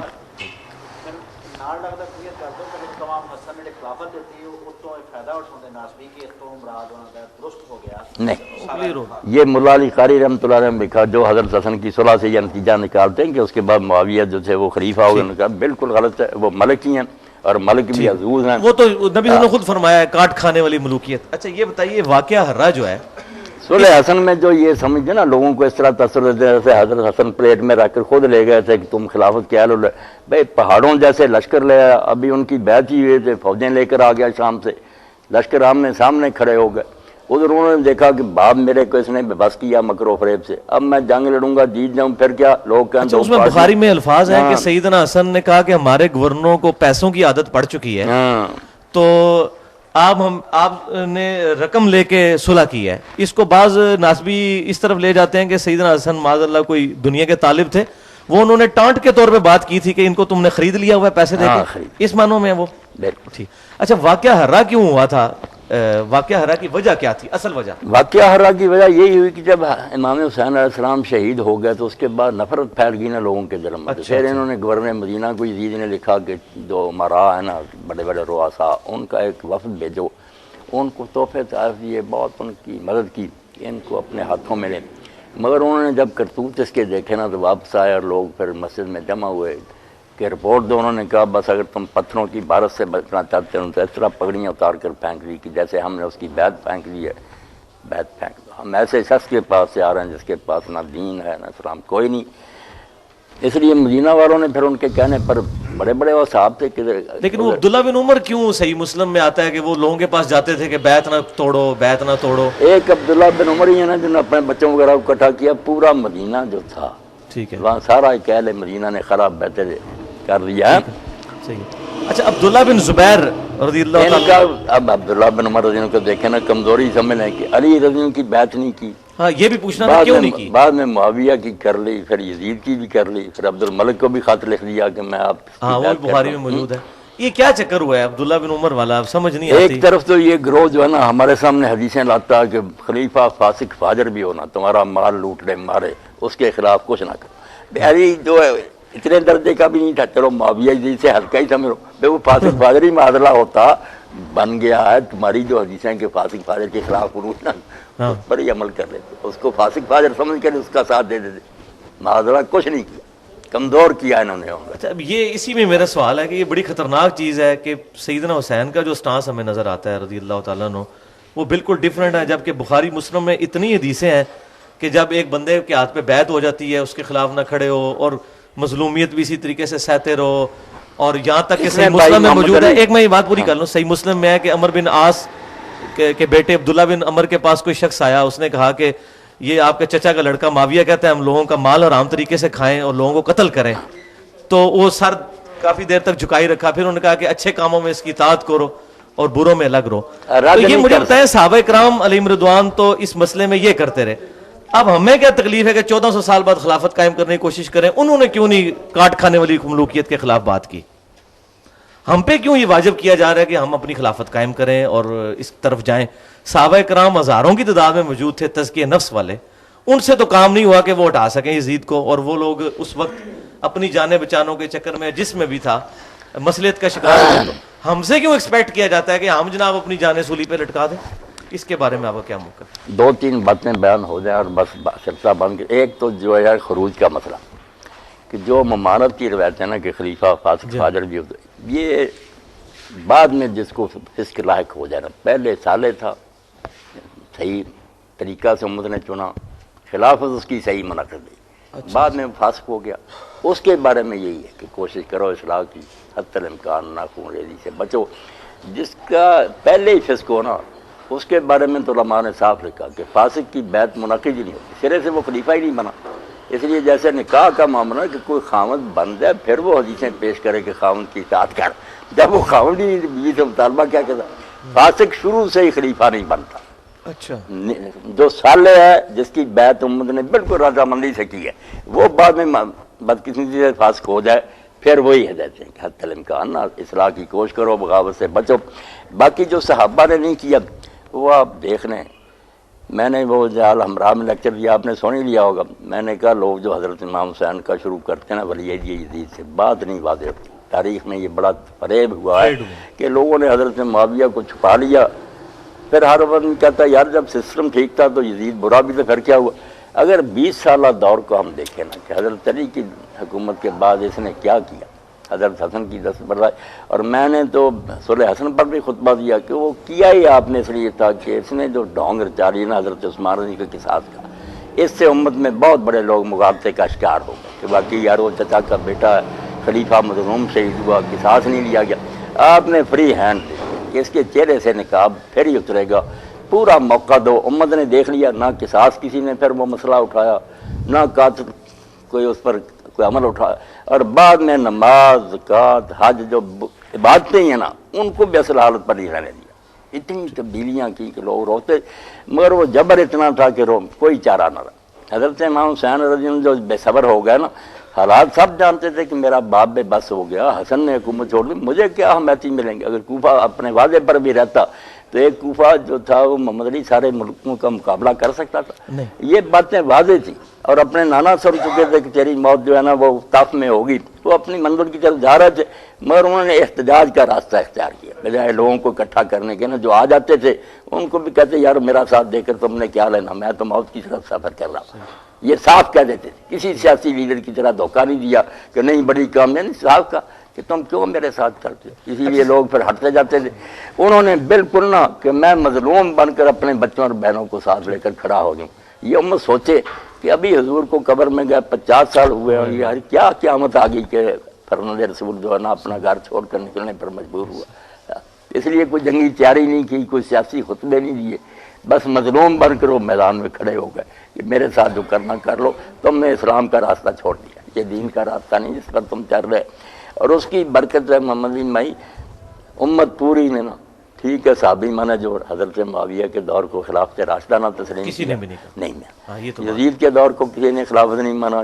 یہی ہے کہ یہ لوگ متسلط سے غالب آ گئے تھے، کوئی ان کو صحیح خلیفہ نہیں. یہ حضرت حسین علیہ السلام کے احتجاج کا نتیجہ، ورنہ خاموش رہتے نا مور لگ جاتی کہ جو ہو رہا ٹھیک ہی ہو رہا. وہ حدیثیں تو اپنی جگہ موجود ہے نا مسند امام احمد میں کہ 30 سال کے بعد کاٹ کھانے والی ملوک کاٹ شروع ہو جائے گی. اٹھنا کس نے تھا؟ آپ نے دیکھا کبھی عمر بن حمد کا سر کاٹ کر ملکوں میں گھمایا جا رہا، کبھی کسی کو ختم کی. حجر بن عدی بے گناہ جو صرف بات تو اتنی ہوئی کہ خطبہ دے رہا تھا، زیادہ اثر کا وقت بھی جا رہا تھا. انہوں نے کہا یار کوئی نیا نبی نہیں آیا، نہ کوئی کتاب اتری ہے، کس نے واقعات بدلے، نماز تو پڑھاؤ. جھوٹا مقدمہ بغاوت کا بنا لیا، بیڑیاں لگا کر ادھر شام کو لے گئے. وہ بیچارے کہتے رہے کہ ہمیں معاویہ کے پیش تو کرو، پیغام بھی بیچا گیا ہم اس بیعت پر قائم ہے جو حسن نے کی تھی. معاملہ تو یہ، مگر انہوں نے کہا نہیں زیادہ تم سے زیادہ سے ملنا بھی نہیں تھا. اور جنگل میں جہاں انہوں نے حضرت عمر کے زمانہ میں اللہ اکبر کا فتح ہی انہوں نے کیا تھا، اسی جگہ بیچاروں کی قبریں کھود دی گئیں، کفن بچھا دیے گئے. اور کہا بچنا چاہتے تو حضرت علی پر لعنت کرو. انہوں نے کہا ساری عمر محبت کی ہے، صرف موت کو سامنے دیکھ تو بیچارے کس طرح بے گناہ مارے گئے. ام المومنین نے مدینہ معاویہ کا تجھے اللہ کا خوف نہ آیا، تم نے کیوں ایسے نیک لوگوں کو قتل کر لیا. تو یہ سارا منظر دیکھ کر لوگ سہم گئے. اور جو صحابہ کہتے ہیں ان کو کہا اس سے پیچھے چلو نا. جب خلافت بھی ایک ہی تھی، پوری طرح نظام بھی مستحکم تھا، حضرت عثمان خلیفہ تھے، ان کو 600 آدمی نے آ کر گھیرا. اور اتنے دن وہ گھیرا ڈال کر بیٹھے رہے، مہاجر انصار کی فوجیں تھیں وہاں، انہوں نے آپ کو بچایا، اور کو نہیں، انہوں نے روک دیا تھا فلان جو مرضی کہو۔ جب اس وقت خاموش رہ گئے، خلیفہ قتل ہو گیا، یہ تو پھر 20-30 سال ہو گئے۔ اچھا، یہ بخاری مسلم میں حدیث ہے، نبی صلی اللہ علیہ وسلم نے فضائل مدینہ والا جو پورشن ہے کہ ایک زمانہ آئے گا لوگ مدینہ چھوڑ جائیں گے، اچھا، حالانکہ ان کو پتا ہو مدینہ ہی ان کے لیے بہتر جگہ ہے۔ سیدنا علی نے دارالخلافہ کوفے کیوں شفٹ کیا تھا، مدینہ شریف کیوں چھوڑ دیا؟ یہ حدیث جو آپ نے سنائی نا، یہ مسلم میں پڑھنی چاہیے کہ لوگ جو تھے نا، حضرت ابو سعید خدری کے خادم نے کہا نا کہ حضور جو مدینہ کا بحال ہو، وہاں لکھا واقعہ حرہ کے موقع پر جب انہوں نے مدینہ تباہ کر دیا نا، اس وقت انہوں نے کہا ہونا حضرت میرا یہاں رہے گا کیا کام رہا ہو گیا، کوئی چیز نہیں ملتی، مہنگائی ہو گئی، شہر اجڑ گیا۔ اس وقت حضرت ابو سعید خدری نے یہ حدیث سنائی کہ رسول اللہ نے کہا تھا لوگ چھوڑ جائیں گے، حالانکہ مدینہ ان کے لیے بہتر ہوگا۔ اس میں بھی واقعہ حرہ کا ذکر کہ اس موقع پر نا یہ بات اس نے نہیں، سیدنا علی مدینہ شریف سے دارالخلافہ کیوں شفٹ نہیں، کیا؟ وہ تو کرتے ہیں بات، مگر میں نے اس حدیث کا شروع بتایا کہ حرہ میں نا انہوں نے ظلم بہت کیا۔ حضرت علی رضی اللہ عنہ چھوڑ گئے نا، اور صحابی بہت سارے مدینہ چھوڑ گئے دین کے سکھانے کے لیے، مختلف علاقوں میں بیٹھ گئے، وہ مراد نہیں جو اس میں فرمایا نا کہ جب فتوحات ہوں گی وہاں پھر عیاشی ہوگی، بہت سا ہمارے مال ملے گا نا اور بنی سہولتیں، لوگ اس کی خاطر جائیں گے۔ ان کو کہا کہ اگر وہ سہولتوں کی بجائے یہاں کی تکلیفوں پر صبر کریں وہ الگ۔ اور حضرت علی رضی اللہ عنہ کیا دارالخلافہ بدلنا چاہیے تو اعتراض کرنے کے لیے برائے اعتراض کرتے پھرے، بھائی تسی کہہ دو چھڑا دیا کہ ابھی خلافت جو ہے بیعت ہو رہی ہے، ام المومنین ان کے ساتھی لشکر لے کر بصرہ میں چلے گئے، یہ ان سے نپٹنے کے لیے جا رہے ہیں، ادھر خبر آ گئی کہ معاویہ لشکر لے کر آ رہا سفین، 4 سال ضائع کیے ان کے، اور الٹا ہی اعتراض بنا لیا، مدینہ چھوڑ گئے۔ میں مدینہ میں رہنے دیا تمہیں، وہ ان سے نپٹنے کے لیے مدینہ میں بیٹھے رہتے، جہاں یہ فساد کر رہے تھے بصرہ جانا ہی تھا، جانا ہی تھا۔ اچھا، یہ واقعہ حرہ کے بعد جو عبداللہ بن زبیر کے اوپر چڑھائی یہی مہینہ جو جمادی الاولیٰ آ رہا نا، اس کی 15 تاریخ تھی نا، جب جنگ جمل میں حضرت علی نے فتح پائی، اور پھر حضرت سے پھر بھی ان کے دیکھیں نا بلند حوصلگی کیا، ام المومنین کو ایک مکان میں ٹھہرایا، خود گئے اور کہا اب بھی میرے دل میں تیرا احترام ہوئی جو پہلے تو رسول کی وہ بھی کرتی تھی، مگر میرے خلاف جو تم نے کیا اس کا کوئی حق تو نہیں، پھر وہ بھی روتی تھی کہ مجھ سے غلط کام ہوا۔ عبداللہ بن زبیر پہ جو حملہ کیا گیا تھا واقعہ حرہ کے بعد، مکہ شریف پر بیت اللہ جلا دیا انہوں نے، بیت اللہ جلا۔ اچھا، عبداللہ بن زبیر کے بارے میں اہل سنت میں تو بڑی رسپیکٹ پائی جاتی ہے، صحابی ہیں سب کچھ، لیکن میں نے اہل شیعہ کی جو میتھولوجی ہے اس میں عبداللہ بن زبیر کو انہوں نے بڑی نٹوریس پرسنالٹی کے طور پہ پیش کیا ہے، ایک دنیا پرست قسم کا، اور پھر زبیری خلیفہ اور اموی خلیفہ اس طرح کمپیریزن کروایا ہے۔ یہ کیا وجہ عبداللہ بن زبیر سے کیوں چڑھا ہے اہل؟ میں نے وہاں اسلام آباد میں آپ موجود نہیں تھے، نے کہا تھا کہ یہ شیعہ اور سنی پہلے اگر کچھ کام کرنا پہلے بیٹھ کرنا کوئی ایسی اکیڈمیاں کہ اپنی حدیثوں اور تاریخوں کو چھانٹیں کہ اس میں صحیح کتنا مواد ہے، اس سے کچھ نتیجے نکالیں، کیونکہ ملاوٹ تو بہت ہوگی، لاکھوں کی تعداد۔ اب اس پر جو ہے نا صحیح تاریخ طبری آئی ہے، وہ 2 محققوں نے اس پر کام کیا، بڑا اچھا صحیح روایتیں صحیح بہت، یہ اس بچے نے مجھے لا کر پہلی 2 جلدیں دی، خلافت راشدہ اور اس کے بعد نا خلافت عمریہ تک کیا، سب پر کام ہے، صحیح طبری الگ کر دی، اس میں حضرت عبداللہ بن زبیر پر جو چیپٹر لکھا تھا بہت صفحے، یہ ساری تہمتیں جو ہے نا وہ بخیل تھے، یہ تھا، صحیح روایتوں پر انحصار کر کے انہوں نے ثابت کیا کہ نہیں وہ بہت پایا آدمی، پڑھنی چاہیے صحیح تاریخ طبری۔ شیخ صاحب، یہ مختار سقفی ہے، اس کے بارے میں جو صحیح مسلم میں حدیث ملتی ہے، نام تو اس کا نہیں ہے، نہیں کہ بنو ثقیف میں ایک کذاب ہوگا اور ایک مبیر ہوگا، ظالم ہوگا، تو اسماء بنت ابی بکر کہتی ہیں رضی اللہ تعالیٰ عنہ کہ ہم وہ تو دیکھ چکے، ہاں جی، تو وہ حجاج بن یوسف کو کہا کہ ظالم تو ہے۔ اب اس میں ہماری جتنی شروحات ہیں اس میں تو مختار سقفی کا نام ملتا ہے۔ اچھا، دوسری طرف مختار سقفی سے جو اللہ تعالیٰ نے اتنا بڑا کام لیا ہے، اچھا، تو اب اس میں یہ مختار سقفی کا نام کسی حدیث میں آیا ہے، یہ کہاں سے نکلا ہے؟ اور اگر مختار سقفی نہیں تو وہ قذاب کون تھا؟ وہ قذاب تو اللہ جانے، نام نہیں کوئی آیا۔ باقی دیکھنا جو بات آپ نے کہ کام بڑا کیا، یہ تو ابن کثیر جیسا آدمی جو جہاں تک ممکن ہوتا صفائی دینے کی کوشش کرتا بنو امیہ، مگر وہ بھی کہتا کہ مسلمانوں کے دل جو جلے ہوئے تھے نا اور سینے سڑ گئے تھے کہ حضور کے بچے کے ساتھ یہ سلوک اور دنیا آرام سے بیٹھی رہی، تو اس نے اس غیظ کو شفا بخشی، جب یہ اس نے قتل کیے نا مسلمانوں کے سینے ٹھنڈے ہوئے کہ الحمدللہ ان ظالموں میں سے زمین پر کچھ چلتا پھرتا نظر نہیں آتا۔ اور جب مصعب نے اس کا حصار تنگ کر دیا نا، رسد بھی روک دی، ساتھی جو تھے انہوں نے امان مانگ لی، تو مختار نے پھر دیکھنا آخر وقت آدمی کے مخلص ہونے کی دلیل ہوتی ہے نا، غلطی الگ بات ہے کہ اس نے غسل کیا میت والا, خوشبو لگائی, کفن پہنا. اس نے کہا مسلم میں نے اللہ سے جو دعا مانگی تھی نا کہ مجھے اتنا وقفہ دے دے کہ زمین پر قاتلان حسین میں سے چلتا پھرنا نظر نہ آئے. وہ کام ہو گیا. اب پوری دنیا میں کوئی بندہ جو گیا تھا اس جنگ میں زندہ نہیں, اس لیے مجھے جینے کی کوئی نہیں خواہش. جو کرتے ہو میرے ساتھ کر دو. ان کی بیویوں کو بعد میں مسلم نے تنگ کیا نا, تم بیان دو کہ وہ نبی کہلاتا تھا اور اس نے دعویٰ کیا تھا. ان بیچاریوں نے ان کو بہت ظلم کے ساتھ اس نے قتل کیا نا, مسلم نے ظلم کیا بڑا. انہوں نے کہا ہم کس طرح گواہی دیں, ہماری عمر اس کے گھر میں گزری. جو اس نے کہا تھا کہ میں حسین کا بدلہ لوں گا, اس میں کیا جھوٹ اس نے بولا, سچ کر دکھایا. اور ہم نے کبھی یہ بات اس سے نہیں سنی کہ میں نبی ہوں یا میرے پاس گواہی آتی ہے. یہ سب بہتان ہے, ہم اس کے خلاف یہ گواہی کیوں دیں؟ اچھا, عبداللہ بن سبا کا ذکر شیعہ کی کتابوں اور میں جیسے ملتا ہے. ابن حزم لکھتے ہیں نا کہ صحابہ کرام اس کے پیچھے جمع پڑھتے تھے, نماز پڑھتے تھے, اس کے بیت المال کو زکوٰۃ دیتے تھے, اس سے وظیفے قبول کرتے تھے. وہ تو جاج میں یوسف کے پیچھے بھی پڑھتے تھے. نہیں پڑھتے تھے. پھر وہ یہ کافر ہونا جو کہتے ہیں نہیں, بات نبی کی ہے نا, کہ اگر اس نے نبی ہونے کا دعویٰ کر دیا تھا اس لیول کا نہیں تھا, پھر اس لیول کا نہیں. پھر وہ اچھا, فاسق عبداللہ بن سبا کا ذکر اہل سنت کے ہاں تو بہت ملتا ہے. اہل تشیع کی کتابوں میں بھی, ابھی شیخ زبیر علی زئی صاحب نے بھی ایک روایت, وہ رجال کشی کتاب ہے, اس میں سے نقل کی ہے کہ امام جعفر کہتے ہیں رحمۃ اللہ علیہ کہ یہ ہماری طرف جھوٹی چیزیں منسوب کرتا ہے اور ہمارے ائمہ اہل بیت کا راستہ اس نے چھوڑ دیا ہے. تو عبداللہ بن سبا کے بارے میں مجھے پتہ چلا ہے کہ آپ کا شاید کانسیپٹ یہ ہے کہ آپ کوئی کہتے ہیں کہ اس طرح کی کوئی پرسنالٹی نہیں تھا. نہیں, ایسی بات نہیں. میں یہ کہتا ہوں سنی سنائی بات ہے, میں تحقیق کر رہا نہیں ہوں. ٹھیک ہے.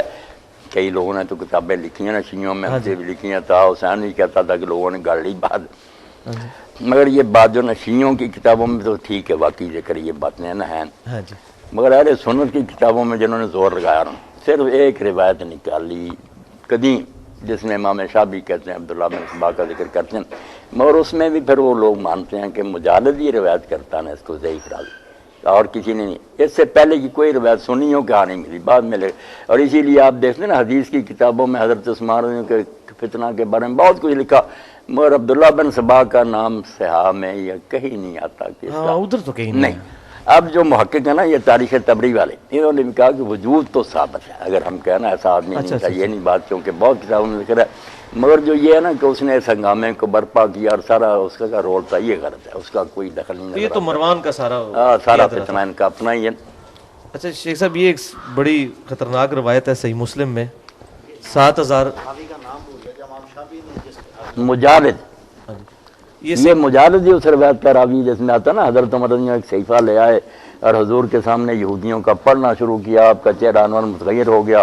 حضرت ابوبکر نے کہا عمر دیکھتے نہیں ہو, یہ مجالد کی وجہ سے یہ. اچھا نہیں. اچھا, صحیح مسلم میں ایک حدیث ملتی ہے کہ جب سیدنا عمار سے کسی نے پوچھا کہ آپ علی اور معاویہ والے مسئلے میں علی کے ساتھ کیوں ہیں, کیا رسول اللہ نے کوئی عہد لیا تھا؟ تو انہوں نے کہا نہیں, یہ میری اپنی رائے ہے, البتہ رسول اللہ صلی اللہ علیہ وسلم نے ہمیں بتایا تھا کہ میرے صحابہ میں 12 منافق ہیں. اچھا, اب یہ 12 منافق ہیں, وہ جنت میں داخل نہیں ہو سکتے جب تک اونٹ سوئی کے ناکے سے نہ گزرے. اور حذیفہ کا بھی ذکر کیا اس میں انہوں نے. اب یہ ہمارے اہل حدیث لوگ جو ہے نا, صفی الرحمن مبارک شرح لکھی ہے, اس نے حضرت عمار کے بارے میں کہا یار اس نے بہت برا کیا, بدگمانی کی, ان جنگوں پر اس بات کو چشمہ کر دیا کہ 12 منافق. وہ حضرت عمار پر ناراض ہوا صفی الرحمن, مگر انہوں نے تو کہا بھائی عہد تو نہیں ہمارے پاس, مگر یہ بتایا تھا کہ 12 منافق ہیں وہ جنت میں نہیں بائی نیم نہیں بائی نیم نہیں مینشن کیا. اچھا, آپ نے ایک لیکچر کے دوران کہا ہے کہ یہ جو خلافت راشدہ کے بعد جتنی فتوحات ہوئی ہیں یہ صرف دنیا پرستی تھی. ان خلافت راشدہ کو حق پہنچتا تھا وہ لوگوں کے کہ ہم نے یہ سسٹم بنایا ہے تو وہاں بھی اسلام کا نظام چاہتے ہیں. جو بعد میں خود لٹیرے بن گئے ان کو کوئی حق نہیں پہنچتا تھا کہ وہ فتوحات کرتے. تو دوسری طرف بخاری مسلم میں ملتا ہے کہ آپ صلی اللہ علیہ وسلم کو فرمایا گیا کہ زمین کے خزانوں کی چابیاں آپ کے ہاتھ میں دی گئیں, اور فرمایا مجھے وہ ساری سرزمین دکھائے گی جہاں تک میری امت پہنچے گی. حضور اس پہ خوش ہو رہے ہیں کہ ان فتوحات کے اوپر صلی اللہ علیہ وسلم. خوش تو ہونا یہ بات الگ ہے, جیسے آپ نے فرمایا نا کہ فاجر آدمی کے ذریعے اللہ تعالیٰ دین کی تائید کرا دے, وہ فاجری ہوتا ہے مگر دین کو فائدہ پہنچ جاتا ہے. ان کی فتوحات سے اگر اسلام پھیل گیا, مساجد قائم ہو گئی, دین کا تو فائدہ ہی ہوا, حضور کی تو خوشی کی بات ہے. مگر ان لوگوں نے ان کو فتح کر کے اپنے محل بنائے, عیاشیاں کی, بیت المال میں خرد برد کی, نظام اسلامی قائم نہ کیا. اچھا, سنن طبرانی میں ایک روایت ہے اور المستدرک الحاکم میں بھی موجود ہے کہ ابو ایوب انصاری رضی اللہ تعالیٰ عنہ اور سیدنا معاویہ رضی اللہ تعالیٰ عنہ کے درمیان ایک مکالمہ ہوا تھا. تو اس میں کنکلوژن اس کی یہی ہوئی تھی کہ سیدنا معاویہ نے پھر ابو ایوب انصاری کو کہا کہ تمہیں پھر اس موقع پر نبی صلی اللہ علیہ وسلم نے کیا حکم دیا تھا انصار کے بارے میں، ظلم ہوں گے بعد میں، تو انہوں نے کہا نبی صلی اللہ علیہ وسلم نے ہمیں کہا تھا صبر کرنا، تو انہوں نے کہا پھر تم صبر ہی کرو. اس پہ مجھے ایک بندے نے کہا ہے کہ یہ نبی صلی اللہ علیہ وسلم کی توہین ہے کہ نبی صلی اللہ علیہ وسلم نے تو ان کو کہا تھا آپ نے صبر کرنا ہے، اور سیدنا معاویہ نے یہ جو کہا کہ تمہیں رسول اللہ نے کہا تھا صبر کرو تو پھر صبر ہی کرو. آپ کا اس بارے میں کیا موقف ہے کہ اس کو کسی درجے میں اس روایت کو رد ہی کرنا چاہیے. باقی یہ جو ہے اس نا کی صحت تو ٹھیک ہے ویسے نہیں، صحت جو ہے نا یہ تو بخاری شریف وغیرہ میں صاحب معاویہ کا قصہ چھوڑ کر نا کہ آپ نے کہا کہ انصار تم میرے بعد اپنے پر ترجیح پاؤ گے، لوگ تمہیں چھوڑ کرنا صبر کرنا. ابن حجر بھی کہتا کہ وہ معاویہ اور دوسرے زمانوں میں ایسا ہی ہوا کہ ان کی حق ترسی ہوئی. اور یہ قصہ جو ہے نا اس کی سند دیکھنا کمزور ہے. باقی اگر حضرت معاویہ نے یہ کہا تو پھر کہ اس کے بعد انہیں مسلمان کہلانے کا تو حق نہیں. اگر یہ روایت صحیح ہے حضور کی بات کا مذاق اڑایا. شیخ زبیر علی زئی صاحب تو روایت کو صحیح کہتے ہیں. نہیں صحیح کہتے ہیں تو پھر یہ حل کریں نا کہ جب سن کر کے حضور نے کہا صبر کرنا تو بجائے اس کے کہ کوئی متنبع ہوتے اور خوف خدا کرتے ٹھٹھا کیا کہ جاؤ پھر صبر کرو. یہ کوئی نیک بات تو نہیں. کیوں بھائی انہوں نے حضور کی بات سنا، اس نے کہا جاؤ پھر صبر کرو. یہ جو حدیث ہے ان کے صحیح بخاری مسلم کی حدیث ہے کہ انصار پہ ترجیح دی جائے گی، تم صبر کرنا یہاں تک کہ حوض کوثر پہ مجھے ملو. اور پھر بخاری مسلم میں یہ کہ میرے حوض کوثر پہ کچھ میرے اصحاب آئیں گے اور میں کہوں گا اصحابی اصحابی. بالکل. اچھا اب یہ ڈاکٹر طاہر القادری صاحب نے بھی یہ روایت بیان کی ہے اور وہ اس کی تعویل کر گئے ہیں کہ اس سے مراد صحابہ نہیں، اس سے مراد ہے نبی صلی اللہ علیہ وسلم کے امتی، حالانکہ وہاں تو واضح موجود ہے.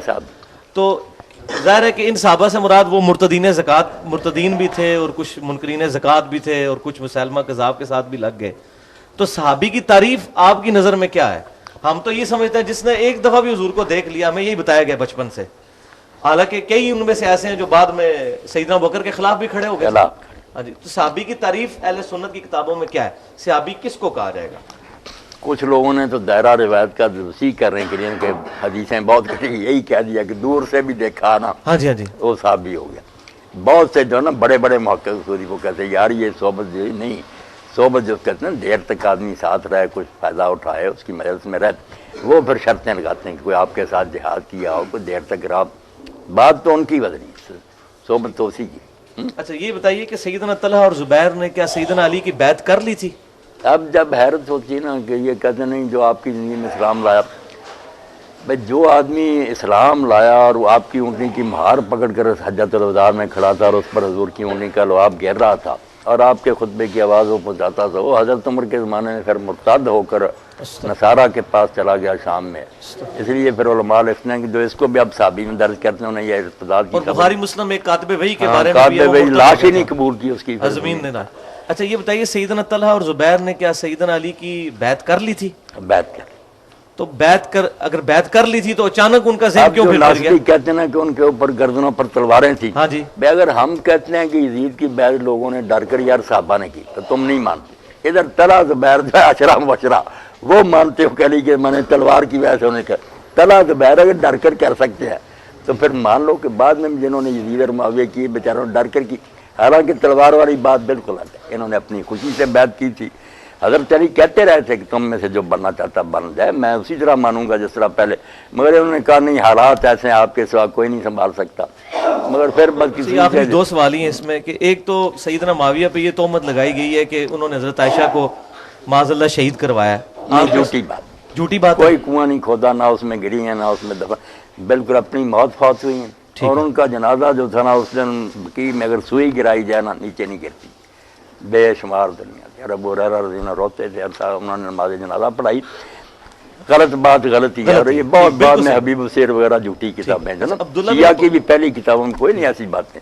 عبداللہ بن عباس رضی اللہ تعالیٰ عنہ کا پھر کیا سٹیٹس ہوا ہے حضرت حسن کی صلح کے بعد؟ کیونکہ وہ بڑا عرصہ زندہ رہے ہیں، ان کا کہیں ذکر نہیں ملتا. وہ انہوں نے پھر کیا خلافت کے کاموں میں وہ حصہ لیتے تھے، کسی کے ساتھ اٹیچ رہے ہیں؟ اتنے جید صحابی تھے. اس کے بارے میں آپ کے علم میں؟ نہیں وہ تو میرے علم میں جو نا ہے تو اسی طرح روایتیں تاریخی، مگر یہ بات جو ہے نا کہ جب عبداللہ بن زبیر ان سب علاقوں پر حاکم بن گیا نا یزید کے بعد، تو شام میں ان کو معاویہ کی حکومت وغیرہ رہ گئی. تو عبداللہ بن زبیر رضی اللہ کے بارے میں آتا نا، پھر انسان آخر حسد میں آ جاتا نا، آدم کے پہلے بیٹوں میں بھی ہو گیا. ان کا ذکر آتا کہ ایک آدمی آیا تو اس نے کہا ابن زبیر اب لوگوں کو تیری ضرورت نہیں رہی، دو ہی چیزیں ہوتی ہیں علم یا مال. عبید اللہ کے دروازے سے لوگ کھانے کھا رہے ہیں عبداللہ کے پاس علم سیکھ رہا ہے، عباس کے دونوں بیٹوں نے یہ کام سنبھال لیا، تو نام ہی رہے تو تیرے نہ ہونے سے کیا فرق۔ ان کے دل میں نہ کچھ اس بات سے نہ حسد پیدا ہو گیا، انہوں نے پھر حکم بھیجا کہ تم دونوں نے شہر چھوڑ دو۔ تو حضرت عبداللہ بن عباس نے کہا کہ ابن زبیر کون سی بات غلط ہے، لوگ مجھ سے علم سیکھتے علم چھوڑ دوں یا یہ خیرات کرتا عبید اللہ، ان میں سے برا کام کو انہوں نے کہا میں نہیں جانتا۔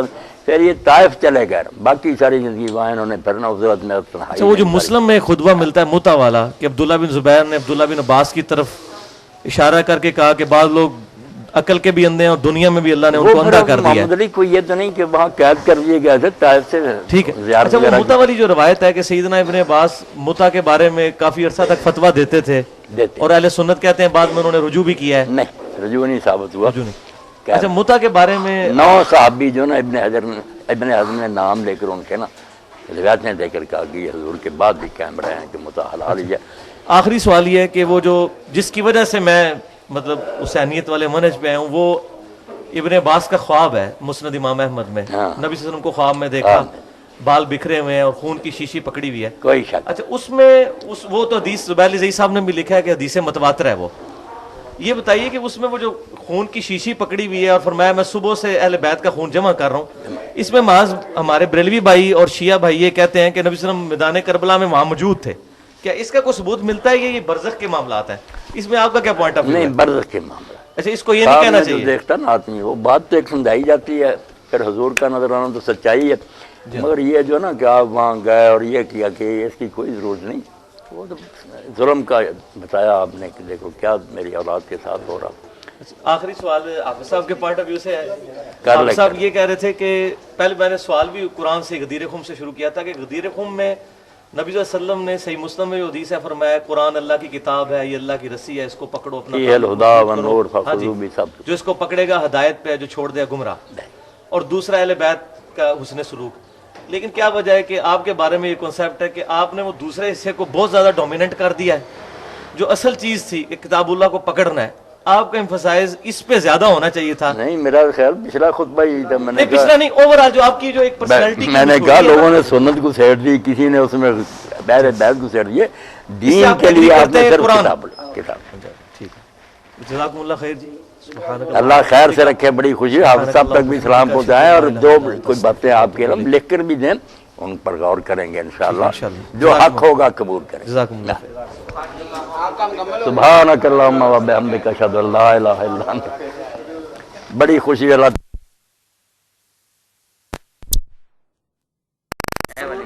حمید بن عبد الرحمن سے روایت ہے کہ حضرت عمر بن الخطاب اور حضرت عثمان بن عفان رضی اللہ عنہ نماز پڑھتے تھے مغرب کی رمضان میں، جب سیاہی ہوتی تھی پشان کی طرف، پھر بعد نماز کے روزہ کھولتے تھے۔ تھلے لکھا کیونکہ مغرب کی نماز جلدی پڑھتے تھے، اس وجہ سے روزہ کا وقت مکروہ نہ ہوتا تھا۔ ابن ابی شیبہ نے انس رضی اللہ عنہ سے روایت کیا کہ میں نے کبھی نہیں دیکھا رسول اللہ صلی اللہ علیہ وسلم کو نماز پڑھتے مغرب کی قبل افطار کے، اگرچہ ایک ہی گھونٹ پانی کا۔ پس پیروی رسول اللہ کی مقدم ہے حضرت عمر حضرت عثمان کی پیروی سے، اور شاید یہ فعل ان کا کسی عذر کے سبب سے۔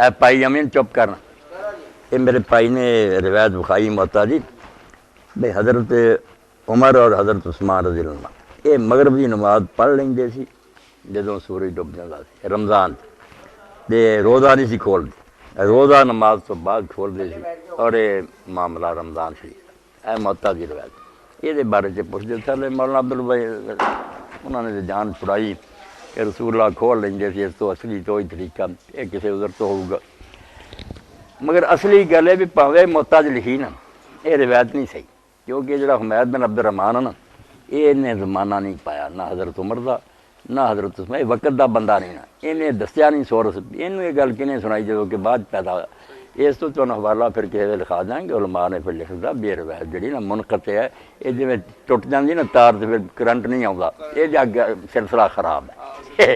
یہ حمید بن عبد الرحمان نا وقت دا بندہ نہیں دس سکیا بھی کیسے دسی گئے، یہ چاہ گل ہوں ویسے ہوں جا لوگ آئے مکروہ ہو جاتا روزہ، یہ انہوں کی بھی جہالت ہے، مکروہ مکرا کوئی نہیں ہوں، سمے لوے بھی سورج غروب ہونے تو بعد روزہ نہیں رہا، کھاوے پیوے بشک جدو پاوے ساری رات بھی نہ کھاوے، جدوں نے من لیا نا کہ روزے کا ٹائم ختم ہو گیا روزہ کھل گیا، کھان پینا نہیں کھلتا، یہ مننا کھلتا بھی ہوں میں روزے چ نہیں، اس باروں نبی علیہ السلام نے جیت تک بھی فرمایا اب جی تھی زیادہ محنت کرنی چاہتے جے نا صحیح بخاری چاہتے سحر تو سحر تک روزہ رکھ لیا کرو شام نو کھا لو ہی نہ کچھ کھاؤ پیو سحر نو کھا لو مڑ کے سحر نو جا کھاؤ رات ہی روزے گزارو پھل ہی واصل سر زیادہ اگر کوئی محنت کرنا چاہتا تو اس طرح عبادت کر مکروہ کوئی نہیں ہوں ویسے کھول لینا جڑا ٹھیک ہے راوی نہیں ہے ٹھیک وقت دا نہیں ہے ہاں حمید بن عبد الرحمان جڑا اس پاروں منقطع ہوندے ہاں جی بسم اللہ الرحمن الرحیم.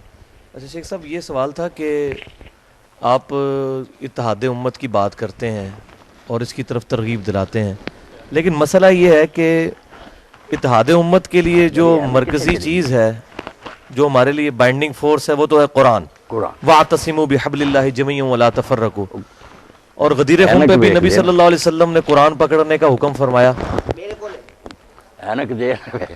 جی غدیر خم پہ بھی قرآن اور صحیح مسلم میں ہے کہ حجۃ الوداع پہ بھی قرآن قرآن قرآن اب مسئلہ یہ ہے کہ جو لوگ قرآن میں بیان کردہ عقیدہ توحید خصوصاً جو پہلی چیز ہے تمام انبیاء کی دعوت ہاں جی جو عقیدہ توحید کے معاملے میں ہی ڈاؤٹ فل ہیں اور انہوں نے یہ سمجھ لیا ہے کہ اللہ تبارک و تعالیٰ نے معاذ اللہ اب یہ سارا کچھ بنا کے نظام اولیاء اللہ کے حوالے کر دیا ہے یا اہل بیت کے حوالے کر دیا ہے یا صوفیاء کے حوالے اب ان کے ساتھ ہم باقی فروعی مسائل کے اوپر کس طرح اتفاق کر لیں جب منڈ جو ہے اس کی اوریجن جو ہے توحید وہی موجود نہیں ہے توحید کی بات کریں تو کوئی کہتا ہے یہ اولیاء کے گستاخ ہیں کوئی کہتے ہیں یہ اہل بیت کے گستاخ ہیں تو میرا خیال ہے اس کے اوپر تھوڑا سا ایمفسائز کرنے کی ضرورت ہے اس پہ آپ کیا کہیں گے توحید کے حوالے نہیں توحید پر بڑا زور دیتا ہوں توحید میں خلل آ گیا تو پھر رہا کیا مگر اس کی وجہ سے جو ہے نا کہ جو لوگ اس بارے میں کچھ پھسل گئے ہیں ان کو اہل علم لوگوں نے دھوکہ دیا کہ یہ توسل ہے استشفاء ہے نیک لوگوں کا وسیلہ ہم ڈھونڈتے ہیں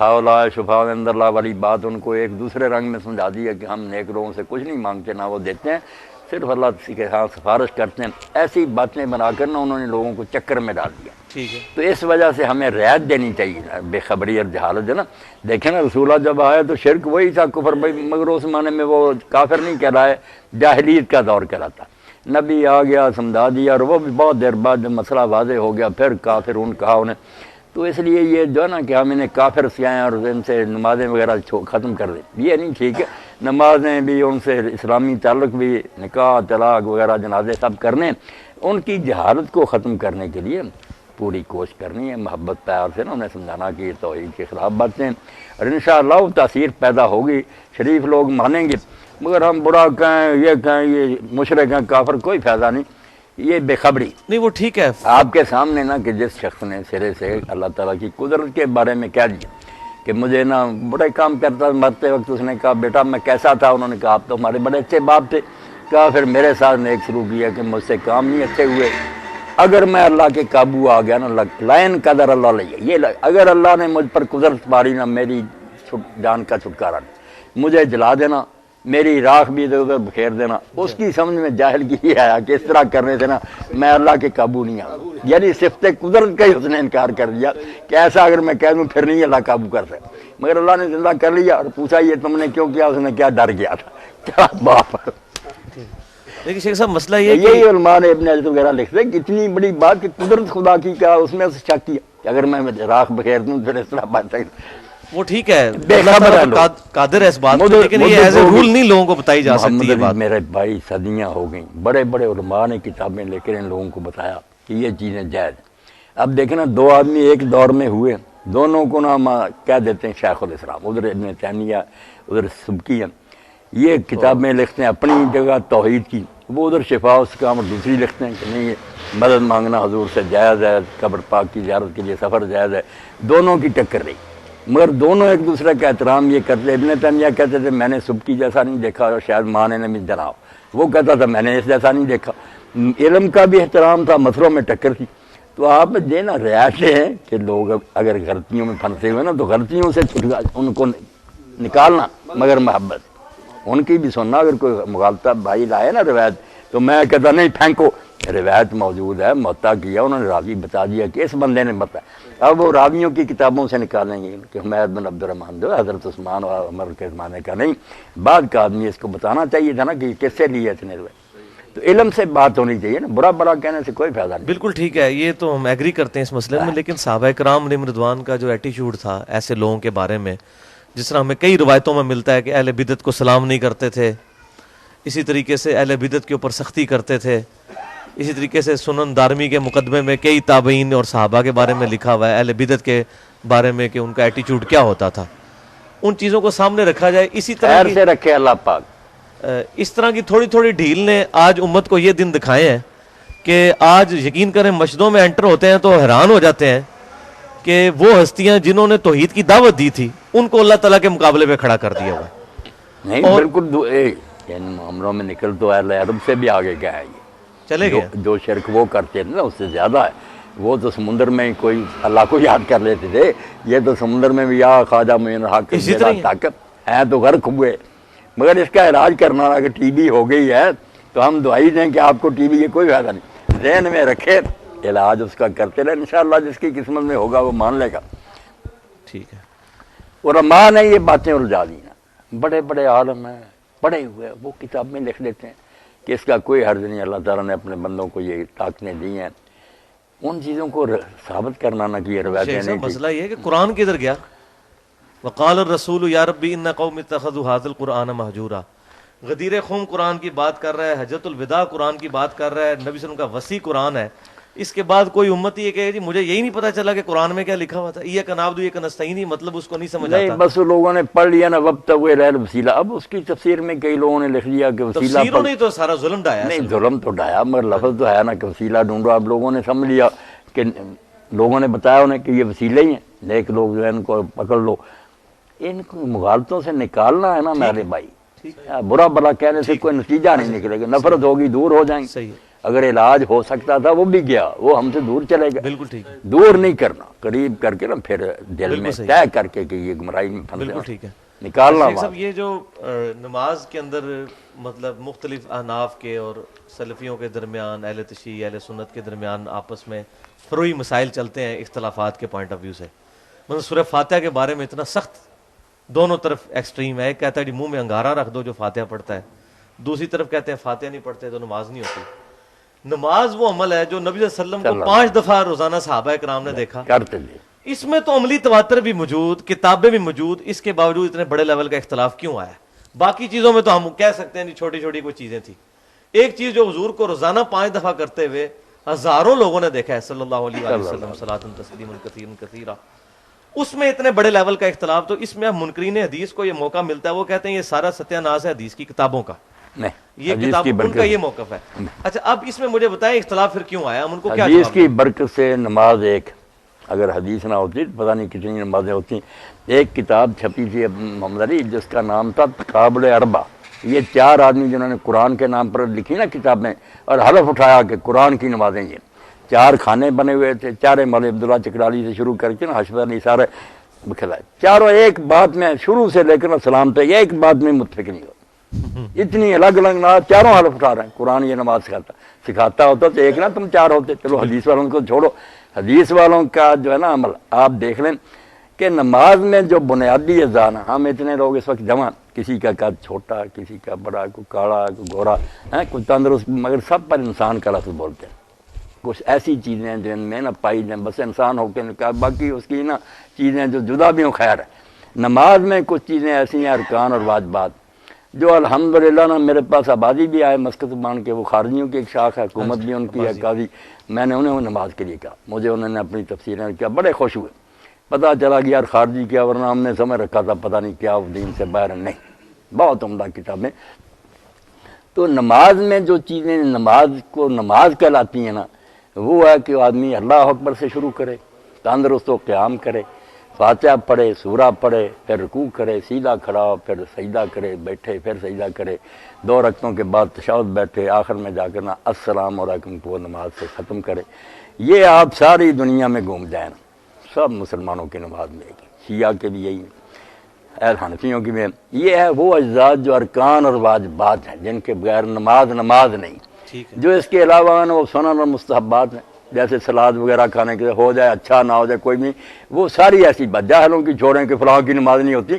ابن تیمیہ کہتے ہیں یار لوگ فاتحہ پڑھتے پیچھے نہیں پڑھتے صحابہ میں، رفع دین کرتے بھی نہیں، کسی نے ایک دوسرے کو نہیں کہا کہ اس کی نماز نہیں۔ یہ پیدا جو ہوئے نا انہوں نے امت کو برباد کیا، کرتے بے شک الگ الگ مرہ رہتے، کیونکہ یہ سنن کا ہی معاملہ تھا، سنت ہوتی وہ کر لیں تو اچھا نام ہی کی تو، اسی لیے حضور صلی اللہ علیہ وسلم کبھی کہہ دیتے تھے، بڑے بڑے چوٹی کہہ لو، حدیث علماء نے کہا کہ یہ رفع الیدین ان حیاتوں میں سے ہے جو گاہے پیغمبر کردہ و گاہے نہ کردہ، فاعل مصاب باشد و تارک غیر مرام، اگر کرے گا ثواب ہے، نہ کرے گا اس کو ملامت، اس درجے کے مسئلے تھے۔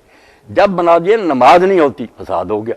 آپ دیکھیں کہ فرض اور واجب اس کی نماز میں ہیں، وہ ہیں تو جیسے انسانوں میں باقی چیزوں میں بہت فرق ہے، مگر پھر بھی انسان ہی بولتے ہیں، نماز ہی بولیں گے جب تک واجبات اور ارکان محفوظ ہیں۔ سنت و مستحب یہ جو ہم ہاتھ باندھتے ہیں، ہاتھ باندھنے کا دیکھ لیں، امام شافعی بھی کہتے ہیں کہ اگر لٹکا دے اور وقار سے کڑا رہے، حرکتیں نہ فضول کرے، فلا باس، کوئی حرج نہیں۔ اور مالک اور لیث بن سعد تو ویسے ہی قائل تھے کہ لٹکا کر پڑے، اور امام اوزاعی شام میں کہتے ہیں دونوں کی اجازت سے آدمی باندھ دے یا چھوڑ دے۔ یہ مسئلے تو زائد چیزوں کے کہ یہ ہو جائے ٹھیک ہے نا، یہ فرض واجب چیزیں نہیں تھیں، بے علم لوگوں نے بنا لیا نا کہ اس کے بغیر نماز نہیں، اس سے پھر فساد ہی ہونا تھا۔ فاتحہ کا آپ پڑھیں دیکھ لیں، جو علم والے لوگ ہیں وہ سب مانیں گے کہ 3 گروہ تھے اصحاب رسول میں، کچھ ہر حال میں پڑھتے تھے سری جہری میں، ان کے بھی آگ نہیں پڑھنی، بکواس کرتے ہیں، عبادہ بن سامت، ابو ہریرہ یا حضرت عمر کے پڑھنی، اور جو کہتے ہیں نہیں پڑھتا نماز نہیں، بھائی مسلم خود لکھتے ہیں کہ حضرت زید بن ثابت جو کاتب وحی تھے وہ کسی نماز میں بھی امام کے ساتھ قرآن نہیں پڑھتے ہیں، اور آپ خواب جو امام ترمذی لکھتے ہیں کہ اصحاب رسول میں وہ بھی تھے جو پڑھتے تھے، نہیں پڑھتے۔ اور امام احمد بن حنبل کا جو حوالہ دیا، انہوں نے کہا یار حضرت جابر سے زیادہ کو جانتا صحابی رسول سے کہ حدیث کا کیا معنی، انہوں نے لا صلاۃ کا بھی بیان کر دیا کہ جس نے کسی رکعت میں فاتحہ نہیں پڑھی اس کی نماز نہیں، مگر ساتھ ہی کہا اللہ یکون ورا الامام، ہاں اگر وہ امام کے پیچھے ہو پھر یہ قانون ہے۔ وہ کہتے صحابی کو ضرورت کیسے ہوئی، اگر اس نے اپنی طرف سے یہ استدعا کیا، دین برباد کیا کہ جب نماز نہیں ہوتی کیوں کہا اس نے کہ میں امام کے پیچھے ہو جاتی ہے۔ اور اس کو حسن صحیح کہا، امام احمد بن حنبل کہتے ہیں یار اس سے صحابی سے بڑھ کر کوئی حدیث کو جانتا، اس لیے اکیلا پڑھے گا یا امام پڑھے گا اور فاتحہ نہ پڑھے اس کی نماز نہیں، اللہ یکون ورا الامام، ٹھیک۔ اور زیادہ اکثریت تو آپ جانتے ہیں نا کہ سری میں پڑھ لیتے تھے فاتحہ بھی، اور جہری میں جو ہاں سورت بھی پڑھتے اور جہری میں خاموش رہتے، تو پتہ چلا یہ ساری چیزیں ٹھیک ہی تھی، نماز کا کوئی نہیں بگڑتا۔ ترجیح دے سکتے ہیں آپ کا، میرے خیال میں یہ زیادہ بہتر کر لیں۔ بالکل ٹھیک ہے، ترجیح تو دیتے ہیں، لیکن مسئلہ یہ ہے کہ اسی طریقے سے سنتیں چھوٹتی چھوٹتی ابھی تک یہ حالت یہاں پہنچی ہے۔ آپ یہ کہہ رہے ہیں کہ نہیں، چھوٹتے چھوٹے حالت نہیں پہنچی، سنتوں پر زور دینے سے پہنچی، اچھا کہ سنت کو فرض بنا دیا۔ نہیں، فرض تو کوئی بھی نہیں کہتا، زبان سے نہیں کہتے، عملاً بنایا ہوا، عملاً بنایا ہوا، ظاہر ہے وہ اختلافی مسائل پھر اس قدر ادھر ہمارے زور دے دیا۔ اگر یہی کہتے رہے کر لو ٹھیک ہے، نہ بھی کرو پھر بھی فساد کیوں ہوتا۔ اچھا، وہ مصنف ابن ابی شیبہ میں ایک روایت ملتی ہے کہ سیدنا ابن عمر رضی اللہ تعالیٰ عنہ جو رفع الیدین نہیں کرتا تھا نماز میں، کنکریاں مارتے، یہ بات ٹھیک ہے؟ ہاں ٹھیک۔ تو مسئلہ ہے کہ ابن عمر بھی بڑے متبع سنت تھے، بڑے بڑے، ہاں جی، تو وہ اتنی نہیں وہ توجہ دلانے کے لیے کہ بہتر تو یہی کہ رفع الیدین کیا ہے، وہ میں بھی کہتا ہوں جیسے شاہ ولی اللہ والذی یرفع حب الی ممن لا یرفع لأن احادیث رفع اکثر واسمت۔ لیکن ادھر تو ظلم یہ ہو گیا ہے کہ جو لوگ کر رہے ہیں نا ان کو تختہ مشق بنایا ہوا ہے نہ کرنے والوں نے، جن کی اپنی ایک حدیث جو کہ اصول محدثین پہ وہ بھی صحیح نہیں ہے، کوئی روایت صحیح ثابت نہیں۔ ان کا ظلم یہ ہے کہ وہ، اور جو کرنے والے نے انہوں کا کرنا تو اچھا، مگر جس طرح کرتے ہیں نا رفع الیدین، وہ تو خیر غلط ہے، انہوں نے بھی محمد علی بھائی بدنام کر اب یہ کوئی رفع الیدین ہے؟ یہ یہی کہنا کہ مکھیاں اڑا رہے ہیں، کیوں بھائی آپ بتائیں۔ ہاں میں آپ کو بتا دیں یہاں ایسے لوگ ہیں، میں نے ایک دن محمد علی بھائی اس پر خطبہ نہیں کیا، نہ رفع الیدین، مگر جب اس کا فلسفہ کبھی کبھی بیان کر دیتا ہوں کہ آپ جب اللہ کی طرف دونوں ہاتھ اٹھا دیتے ہیں تو وہ بالکل اپنی نفی ہے کہ میرے پلے کچھ نہیں تیرے۔ کتنے دیوبندی کٹڑ مقلد تھے، مگر آپ جو کرتے ہیں نا اتنا اچھا رفع الیدین کرتے ہیں، میں بھی حیران ہوتا ہوں۔ میں نے نہیں کہا انہیں، وہ خود ہی لگ گئے۔ ایک سوال میں بھی کر لوں کہ یہ جو آپ فرماتے ہیں کہ تمام فرق جو ہیں اپنی حدیث کی کتابوں کو چھان پھٹک کر لیں اور تاکہ ہم آہنگی پیدا ہو جائے، اس کا کیا طریقہ، علمی کیا طریقہ آپ کے ذہن میں آتا ہے؟ ہر گروہ میں ماشاءاللہ نا ایسے لوگ اب بھی موجود ہیں، شیعہ سنی دوسرے سب ہیں کہ اللہ نے انہیں علم بھی دیا، رجال کے ماہر بھی ہیں، مختلف موقعوں پر وہ اظہار بھی کر دیتے ہیں۔ اب کافی ہے نا، وہ حماسہ میں لکھتے ہیں سید مرتضیٰ مطہری کہ افسوس ہے کہ کافی میں بھی یہ روایت آ گئی کہ امام حسین علیہ السلام کی لاش پر ایک آ کر شیر بیٹھ گیا، اور لوگ جب گئے آپ کا سر کاٹنے کے لیے تو شیر ہرایا، تو پھر انہوں نے کہا دیا یار نہ چھیڑو، یہ ایک مصیبت ہے، گلے پڑ جائے گی۔ وہ کہتے ہیں یہ بھی اتنی بڑی ہماری کتاب میں ایک جھوٹی روایت لکھی، کون سا؟ اور کئی لوگ پھر یامین بھائی اتنا دور چلے گئے ذاکر کہ وہ شیر خود حضرت علی تھے، شیر کی شکل میں آتے تھے، وہاں بیٹھتے تھے۔ اب کیا کریں، ان روایتوں نے یہ امت روایات میں کھو گئی، حقیقت خرافات میں کھو گئی۔ حالانکہ خود علامہ محدثی کہتے ہیں کہ یہ روایت جو ہے نا ضعیف ہے، مگر کتابوں سے الگ کر کے شائع کریں کہ اتنا مواد صحیح کٹھی کر لیں، تقریباً ایک ہی بات ہے، یہ ان ضعیفوں نے فساد ڈالا ہوا۔ اچھا یہ کچھ بزرگ جن کو آپ رحمۃ اللہ علیہ کہتے ہیں، رحمۃ اللہ علیہ ہاں جی کہتے ہیں، اب مسئلہ یہ ہے کہ جب ہم تک ان کی کچھ باتیں ایسی پہنچتی ہیں جن میں عقائد کی خرابیاں مجھئی ہیں، تو اس میں یہ ہم جو ان کے لیے دعائیہ کلمات کہتے ہیں، اس کی کیا شرعی حیثیت ہے؟ نہیں تو کل کو کوئی یزید کو بھی امام غزالی کی طرح رحمۃ اللہ علیہ کہے گا؟ یزید بیچارہ جو ہے نا، یزید کو نیک نہیں، اس کی بات کو بھی غلط بیان کر دیا لوگوں، نیک بالکل نہیں کہا۔ امام علیہ السلام کا خطبہ بھی نقل کیا کہ لوگوں تم دیکھتے ہو حق پر عمل نہیں ہو رہا، لوگوں نے حرام کو حلال کر لیا، بیت المال لوٹ رہے ہیں، سارا تقریر لکھی۔ وہ صوفی ہونے کی جہت سے نا یہ کہتا کہ یار شیطان کو بھی اگر کوئی لعنت نہ کرے اس کو بگڑتا وہی وقت ذکر میں گزارو، وہ اس کا تصوف ہے۔ وہ کہتا چلو کلمہ گو تھا، جب ہم کہتے تھے اللہ مسلمانوں پر رحم کرو، وہ بھی بیچارہ آ جاتا۔ یہ اس کی نا درویشی کی بات ہے، نیک نہیں کہا، بالکل وہ جانتا کہ فاسق فاجری ہے، لوگ غلط بات بیان کرتے ہیں۔ یہ ایک الگ بات ہے کہ لکھا ہے کہ ذکر حسین بھی حرام ہے، صحابہ کرام کی توہین ہو جاتی ہے۔ وہ تو پھر ابن حجر مکی بھی لکھتا ہے ان لوگوں کے دلوں میں چور ہے نا۔ میں کہتا ہوں یار یہ اعتراف جرم ہی ہے نا، اگر صحابہ کا قصور نہیں تو آپ کو کیا ڈر ہے؟ آپ مسئلہ لائیں میدان میں، ان کو بری کریں، اور اگر قصور کو نظر آتا ہے تو پھر چھپانے کا کوئی فائدہ؟ آپ کہیں گے ذکر نہ کرے، لوگوں کو یقین ہو جائے گا کہ ہے بھائی کوئی داڑھی میں چور آ گیا لینے کے لیے بھائی۔ الحمدللہ رب العالمین والصلاة والسلام علی رسول الکریم سیدنا محمد وآلہ وصحبہ اجمعین۔ اللہم استعملنا بسنت نبیک وتوفنا علی ملتہ واعذنا من مضلات الفتن۔ اللہم وفقنا لما تحب وترضى واجعل آخرتنا خیرا من الاولی، وصلی اللہ تعالی علی خیر خلقہ سیدنا محمد وآلہ وصحبہ اجمعین، آمین یا رب۔ بڑی خوشی ہے، اللہ تعالیٰ خیر سے رکھے، جب بھی چاہے آئے۔